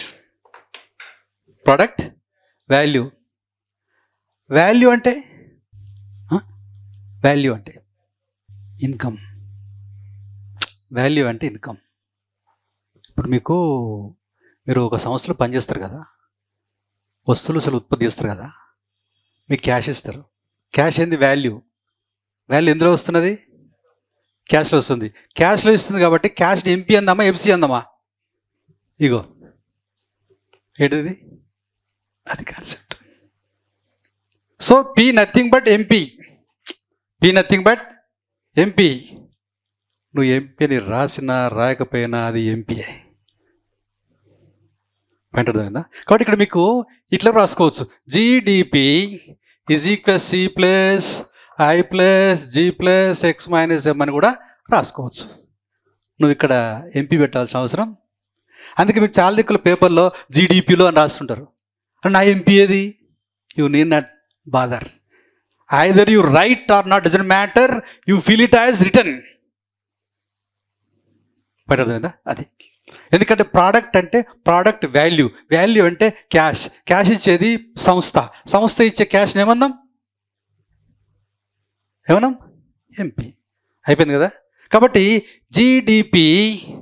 GDP is equals to GDP MP. Either you write or not, it doesn't matter. పట్టదా అది concept. ఇప్పుడు కుటుంబాలు, ఉత్పత్తి చేసే వస్తువులు, కన్జ్యూమర్ గూడ్స్, వినియోగ వస్తువులు. ఏంటి అది? వినియోగ వస్తువులు. సంస్థలు ఉత్పత్తి చేసేది పెట్టుబడి వస్తువులు. వీటిని జనరల్గా మనం క్యాపిటల్ గూడ్స్ అనాలి, కానీ క్యాపిటల్ గూడ్స్ అంటే సి రాయాలి కదా, మళ్ళీ సి వచ్చింది ఇది వరకు, అందుకోసం. కాబట్టి సి ప్లస్ సి అంటే కొంచెం కన్ఫ్యూజన్ వస్తుంది. కాబట్టి ఇన్వెస్ట్మెంట్ గూడ్స్ అని సి ప్లస్ సి రాయాలి వాళ్ళు యాక్చువల్గా. ఎందుకంటే సంస్థలు they can produce capital goods, but they didn't mention C. Why? Because already C reflected. కాబట్టి first C belongs to households, second I belongs to firms, third one government. How many sectors? 3 sectors, nothing but domestic or national. Yes, డీనా? ఆమె correct? Yes. ఇప్పుడు ఈ 3 కనుక బాగా వస్తువులు ఉత్పత్తి చేస్తే ఎక్స్పోర్ట్ అవుతాయి. ఎక్స్పోర్టర్స్ ఇన్కమ్ వస్తా పోతుందా? కాబట్టి ప్లస్. ఒకవేళ తక్కువ ఉందనుకోండి ఏం చేసుకోవాలా? ఇంపోర్ట్. కాబట్టి minus. So X equal to exports of అది. M stands for imports of goods and services. ఈ ఎక్స్ ఎమ్ను కలిపితే నెట్ ఎక్స్పోర్ట్స్ అంటారు. ఏమంటారు? నికర ఎగుమతులు అంటారు. ఏమంటారు? నికర ఎగుమతులు. నికర ఎగుమతులు అనేది part and parcel of domestic economy. Why? Because the exported goods are produced within the geography, within the that is domestic. Export కదా బయటికి పోతున్నా, అది మనది ఎట్లయితే నాదు. The exported items are produced in the country itself. అందు concept. This is first concept. కాబట్టి concepts of national income రాయండి అంటే క్వశ్చన్ ఇచ్చినప్పుడు మనం వరుసగా రాసేస్తాం. అర్థమైందా? ఓకే. సో దీంట్లో మనకి డొమెస్టిక్ కాబట్టి 3 ఇచ్చాను. ఈ 3 బాగా ఉత్పత్తి చేస్తే ఎక్స్ అవుతుంది, చేసుకోకపోతే మేము అయితే అయిపోయింది. కాబట్టి ఎక్స్లో గూడ్స్ కాదు, goods and services. Goods and సర్వీసెస్ను వస్తు సేవలు మనం ఏమంటామంటే ఆర్థిక వ్యవస్థ అంటాం. నేను చెప్పాను మీకు, ఆర్థిక వ్యవస్థ ఎకానమీ అంటాం కదా. ఎకానమీ అంటే గూడ్స్ అండ్ పాయింట్ అర్థమైందా? అది కాన్సెప్ట్. ఇప్పుడు ఈ సి ప్లస్ ఐ ప్రైవేట్ సెక్టరా గవర్నమెంట్ సెక్టరా? Private sector. ఇది గవర్నమెంట్ సెక్టర్. ఓకేనా? తర్వాత ఈ సి ప్లస్ ఐలో ఏది పెద్దది, ఏది చిన్నది? ఐ పెద్దది, కానీ సి పెద్దది. నాకు మీకు టెక్నిక్ ఇచ్చాను. ఏంటంటే జాతీయ ఆదాయంలో దాదాపు 60% ఆదాయం మీకు ఏది? పిఎఫ్సి అనలే. PFC private final consumption expenditure అంటే కన్జ్యూమర్ గుడ్సే కదా. కాబట్టి ఇక్కడ C plus I greater than G అంటే భారతదేశంలో వస్తువులు ఉత్పత్తి చేసి ప్రైవేట్ రంగం ఉత్పత్తి చేస్తుంది, ప్రభుత్వ రంగం ఉత్పత్తి, కానీ ఏ రంగం ఉత్పత్తి చేస్తుంది? కాబట్టి C plus I greater than G and C greater than I. అదేనా? అది కాబట్టి జీడిపిలో దాదాపు 60% జీడిపి దేనివల్ల వస్తుందంటే ప్రైవేటు అంతిమ వినియోగ వ్యయము, private final consumption expenditure, nothing but consumer goods. అది కాన్సెప్ట్ తెలిసి ఉండాలి. ఇక్కడ మనం ఎగ్జామ్లో ఏమి రాయాల్సిన అవసరం లేదు. ఎగ్జామ్లో మనము రాయాల్సిన అవసరం, ఎగ్జామ్లో ఏమి రాస్తే రాస్తాం. ఎందుకంటే దిద్దేవాడికి నాకు తెలుసు కాబట్టి మనం ముచ్చి చెప్పవసరం. తాతకు దగ్గు నేర్పినప్పుడు వాళ్ళకి మనం చెప్పాల్సిన అవసరం లేదు. కానీ మనకు తెలిసినారు కదా, మనకు తెలిసి ఉంటే కదా మనం ఏం రాస్తున్నాం అర్థమవుతుంది, గుర్తుంటుంది. నేనేంటంటే సబ్జెక్ట్లో ప్రతి పాయింట్ తెలిసినప్పుడు నువ్వు పట్టుకొట్టాల్సిన అవసరం లేదు, అర్థమైందా? నిబ్బరంగా పోయి రాసుకోవచ్చు. అర్థం ఇప్పుడు మామూలు చూడండి, ఇప్పుడు అనగానే ఒక ఐడియా వస్తుంది చూడంగానే, సబ్సిడీ అనగానే ఓహో అప్పుడు ప్లస్ అయింది ఇప్పుడు మైనస్ అయింది ఒకటి చెప్తావు నువ్వు అక్కడ, ఎందుకంటే డిస్కషన్ కదా అట్లా. ఓకేనా? కాబట్టి జాతీయ ఆదాయ భావనల గురించి రాయండి. ఫస్ట్ భావన, ఎస్, మార్కెట్ ధరల్లో స్థూల దేశీయోత్పత్తి. మార్కెట్ ధరల్లో చూడు, ఇక్కడ మార్కెట్ ధరల్లో అంటే ఇది ఫమ్ ఇస్తుందా షాప్ ఇస్తుందా? ఫమ్ అక్కడ ఆగిపోయింది అది. కాబట్టి షాప్ కాడ పోయినప్పుడు ఏమొస్తుంది? కూడికలు తీసేదలు వస్తాయి. కూడేది ఏంటిది? సబ్సిడీ. తీసేది ఏంటిది? ఎస్. కాబట్టి జీడిపి ఎఫ్సి వచ్చినప్పుడు అప్పుడు ఏమొస్తుంది? ఇండైరెక్ట్ ట్యాక్స్ వస్తుంది. అది కాన్సెప్ట్. పాయింట్ మీకు అర్థమైందా? అది ఓకే. ఇక్కడ మనం చూడండి, జీడిపి ఎంపీలో ఏమవుతుంది? GDP MP includes MP nothing but cash, cash given by the, okay, no mention of either indirect tax or subsidies. Okay, why? Because when you submit MP in the shop gives goods, okay, by deducting indirect taxes, by adding subsidies. ఇక్కడ concept చూడండి, ఇక్కడ మీరు చూస్తే చూడండి, GDP MP is equal C plus I plus G plus X minus M. ఇక్కడ మీకు MP ఉంది, ఇక్కడ ఎఫ్సి ఉంది. నేను ఇక్కడ ఆపేది ఎంపీ వరకు ఆపుతున్నా, ఎఫ్సికి రాలే ఇంకా. ఒకవేళ కనుక మీరు జీడిపి ఎఫ్సి అని నెక్స్ట్ వచ్చినప్పుడు అప్పుడు ఏమవుతుందంటే ఇక్కడ వస్తుంది. దీంట్లో ఏమొస్తుంది? ఎస్, అట్లా. కాబట్టి subsidy is equals to indirect tax రావచ్చు, subsidy greater than indirect tax రావచ్చు, yes, indirect tax greater than subsidy రావచ్చు. ఇట్లా మీకు జీడిపి అన్న జీడిపి ఎంపీ అన్న ఒకటే, అక్కడ నో ట్యాక్స్ నో సబ్సిడీ. ఓకేనా? కాబట్టి when you mention about the FC then you need to mention taxes and subsidies. So in GDP MP we don't mention taxes and subsidies. మీకు ముందే చెప్పాను, అందుకే ఒక క్యాండిడేట్ వీడికి ఫస్ట్ ఫమ్ము పోతాడు, ఫమ్ము పోతే వీనికి ఏమి ఇస్తారు? ఎంపీ ఇస్తారు. ఎంపీని ఏం చేస్తాడు? ఇక్కడ షాపులో ఇస్తాడు. అప్పుడు వీనికి ఏమొస్తుంది? ఎఫ్సి వస్తుంది. ఎఫ్సికి తీసుకొస్తాడు. కాబట్టి MP in the packet, FC in the basket. Why? Because in basket goods and services which are purchased from shop by paying the taxes, taking the subsidies. Before that MP in the packet given by the firm. Find me అది concept. కాబట్టి ఒక కాన్సెప్ట్కి మీరు MP add చేస్తున్నారా FC add చేస్తున్నారు? Important. FC add చేసినారు అంటే you need to mention indirect taxes and subsidies. ఇది logic. మనకు కాన్సెప్ట్స్ నేషన్ లోపల ఫస్ట్ ఎంపీతో వస్తాయి 4, ఇవే 4 ఎఫ్సితో వస్తాయి. కానీ ఎఫ్సితో వచ్చినప్పుడు ఏం యాడ్ చేయాలా? Subsidies and indirect taxes. Simple concepts. ఓకేనండి, రైట్. ఇది ఒక అంశం. ఇక్కడ ప్రాబ్లం ఏంది కదా ఇక్కడ మీకు? ఇప్పుడు చెప్పండి. ఇక్కడ సి స్టాండ్స్ ఫర్ తెలుగులో వినియోగ వస్తువులు, I stands for investment goods, ఎస్, పెట్టుబడి వస్తువులు. G stands for government goods. Because in our India, besides private sector, government also enabled to produce goods and service hours as the mixed economy. Okay. So, ఒకవేళ కనుక వీళ్ళు విపరీతంగా వస్తువులు ఉత్పత్తి చేస్తే దే ఆర్, సరిపోయిందా? ఎస్. ఇక్కడ చూడండి, ఎక్స్పోర్ట్. ఇవి ఎక్కువ ఉత్పత్తి చేస్తే ఎక్స్పోర్ట్, ఇది చేయకపోతే ఇంపోర్ట్ అవుతుంది. ఇక్కడ మనకు అంశంలో డీని మనము సిఎఫ్సి అంటాం కదా. సిఎఫ్సి అంటే కన్జంప్షన్ ఆఫ్ ఫిక్స్డ్ క్యాపిటల్, స్థిర మూలధన వినియోగం అంటాం. అట్లే ఎక్స్ మైనస్ ఎం ఈజ్ ఈక్వెస్ట్ నెట్ ఎక్స్పోర్ట్స్. అదేనా? అది ఒక్కోసారి వాటికి డబల్ పేర్లు ఉంటాయి, కన్ఫ్యూజ్ కాకూడదు. ఇప్పుడు డొమెస్టిక్ ఇన్కమ్ అన్నాం కదా, ఇక్కడ ఇదా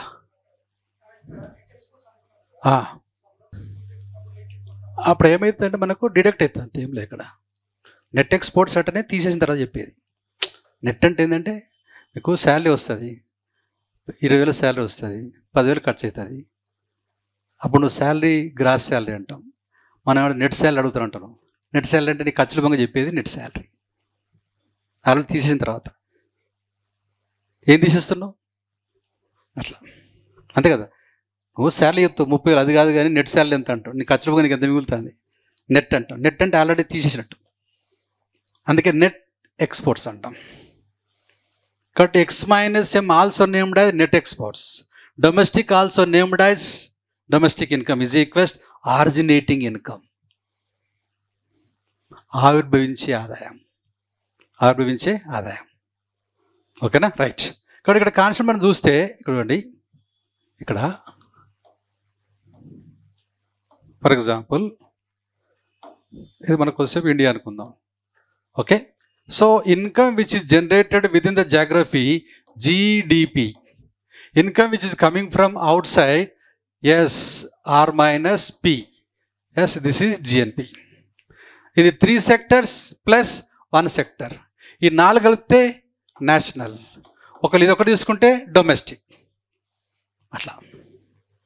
కాబట్టి domestic income is income which is generated within the geography of the country, దేశ సరిహద్దుల్లో వచ్చే ఆదాయం. ఒకవేళ బయట నుంచి వచ్చే కలుపుకుంటే నేషనల్ అవుతుంది. ఇక్కడ నేషనల్ కావాలంటే ఏంది, ఆర్ మైనస్ పి. దీన్ని net factor income abroad, R minus also named as net factor income abroad. నికర, నికర విదేశీ కారక ఆదాయం, నికర విదేశీ కారక ఆదాయం, ఇది కాన్సెప్ట్ పడేదండి అది. సో ఇది ఫస్ట్ కాన్సెప్ట్ అయిపోయింది మనకు. ఓకేనా, రైట్, తీసేద్దాం. ఓకే, ఇదే కదా. ఇంకో నెక్స్ట్ పేజ్ వస్తుంది, ఇది జీడిపి కదా, రైట్. కనిపిస్తుందా? GDP at market price is equal C plus I plus G plus X minus M. First concept అది. ఓకేనా, రైట్. కాబట్టి మార్కెట్ ధరల స్థూల దేశోత్పత్తి అంటే ఒక ఆర్థిక సంవత్సరం దేశ భౌగోళ సరిహద్దుల్లో ఉత్పత్తి చేసిన అన్ని తుది ఫైనల్ వస్తువుల యొక్క మొత్తం విలువను మార్కెట్ ధరలు లెక్కించబడుతుంది. కాబట్టి ఇప్పుడు ఈ జీడిపి అని రాసుకున్నా, మీరు జీడిపి ఎంపీ అని రాసుకున్నా ఒకటే, ఎందుకంటే ఈ పిలోనే ఎంపీ ఉంటుంది. ఎంపీ అంటే క్యాషా గూడ్సా, దట్స్ ఆల్. కాబట్టి మార్కెట్ ఇక్కడ విషయంలో అందుకోసమే ఆదాయము. ఓకే, ఇక్కడ ఇన్కమ్ విషయంలో మీరు చూస్తే, ఇన్కమ్ విషయంలో చూస్తే రైట్, ఇక్కడ మీకు సంస్థ ఇచ్చేది ఎంపీ అవుతుంది, షాప్ ఇచ్చేది ఎఫ్సి అవుతుంది. ఇక్కడ ఇప్పుడు ఎంపీకి వచ్చింది, ఇక్కడ ఎంపీ అది. ఇక్కడ ఎంపీ అని వచ్చినప్పుడు ట్యాక్స్లు సబ్సిడీలు రావు, ఎప్పుడు వస్తాయి, ఎఫ్సి వస్తుంది అట్లా. కాబట్టి ఇప్పుడు ఈ ఎంపీకి సంబంధం ఉన్నటువంటి ఇన్కమ్స్ 4 రకాలు ఉంటుంది. MP 1 GDP MP, 2 NDP MP, 3 GNP MP, 4 NNP MP. తర్వాత ఎఫ్సి వస్తుంది. ఎఫ్సి వచ్చినప్పుడు జీడిపిఎఫ్సి, ఎన్డిపిఎఫ్సి, జిఎన్పిఎఫ్సి, సార్ ఇవే కాన్సెప్ట్స్ వరుసగా క్వశ్చన్ అయినప్పుడు ఏమైందంటే కాన్సెప్ట్స్ అని వస్తాయి. కాబట్టి ఎఫ్సి అటాక్ అయిందంటే మనకు వచ్చేది ఏంటిది, subsidies and indirect taxes. Indirect taxes minus IDT plus subsidy. దీన్ని ఏమంటారంటే దీన్ని నెట్ ఐడిటి అంటారు. ఏమంటారు? ఎస్. ఎక్స్ మైనస్ ఎం ఏమంటారు? Net exports. Minus IDT plus సబ్సిడీని నెట్ ఇండైరెక్ట్ ట్యాక్సెస్. డొమెస్టిక్ ఇన్కమ్ను ఆర్జినేటింగ్ ఇన్కమ్, డెప్రిసియేషన్ సిఎఫ్సి. ఇట్లా చివరికి ఏం చేస్తామంటే 2 పదాలు ఎట్లుంటాయని మనకు చదువుతాం అంతే. జస్ట్ మనం ఎక్స్ప్లెనేషన్ తర్వాత ఆ క్వశ్చన్ వాళ్ళు ఏదో ఏం పెద్ద మ్యాటర్ కాదు ఇక్కడ, అర్థమైందా? ఒకటేం తీసి పడవచ్చు, కానీ అక్కడ మీనింగ్ తెలవాలి మనం. ఇక్కడ కాబట్టి ఇక్కడ మనకు అంశంలో ఇప్పుడు ఎంపీలో 4 నేర్చుకుంటాం. తర్వాత ఈ ఎంపీ బదులు ఏం చేస్తాం, ఇక్కడ ఎఫ్సి పెట్టేస్తాం. ఏమవుతుంది? ఎఫ్సి పెడతాం. FC GDP, NDPFC, GNPFC, NNPFC. FC అంటే మనకు కొత్తగా యాడ్ అయింది 2. ఎఫ్సీని గుర్తుపెట్టుకోండి, షాప్ని గుర్తుపెట్టుకోండి. షాప్లో పోగానే ఏమవుతుంది? కూడికలు తీసివేతారు. Additions and deductions. Deductions are indirect tax. That's all. ఇంత సింపుల్. ఎంపీకి ఎఫ్సి తేడా. అర్థమైందా? ఓకేనా? రైట్. Tomorrow will see. రేపు చూద్దాం. సో రేపు అది క్వశ్చన్స్ ఇంకో 2 అవుతాయి. ఒక 2 days తర్వాత ఆటోమేటిక్గా పెంచేసి రైట్ డైలీ ఒక 3-4 క్వశ్చన్స్ చేద్దాం మనం. రైట్? ఓకేనా?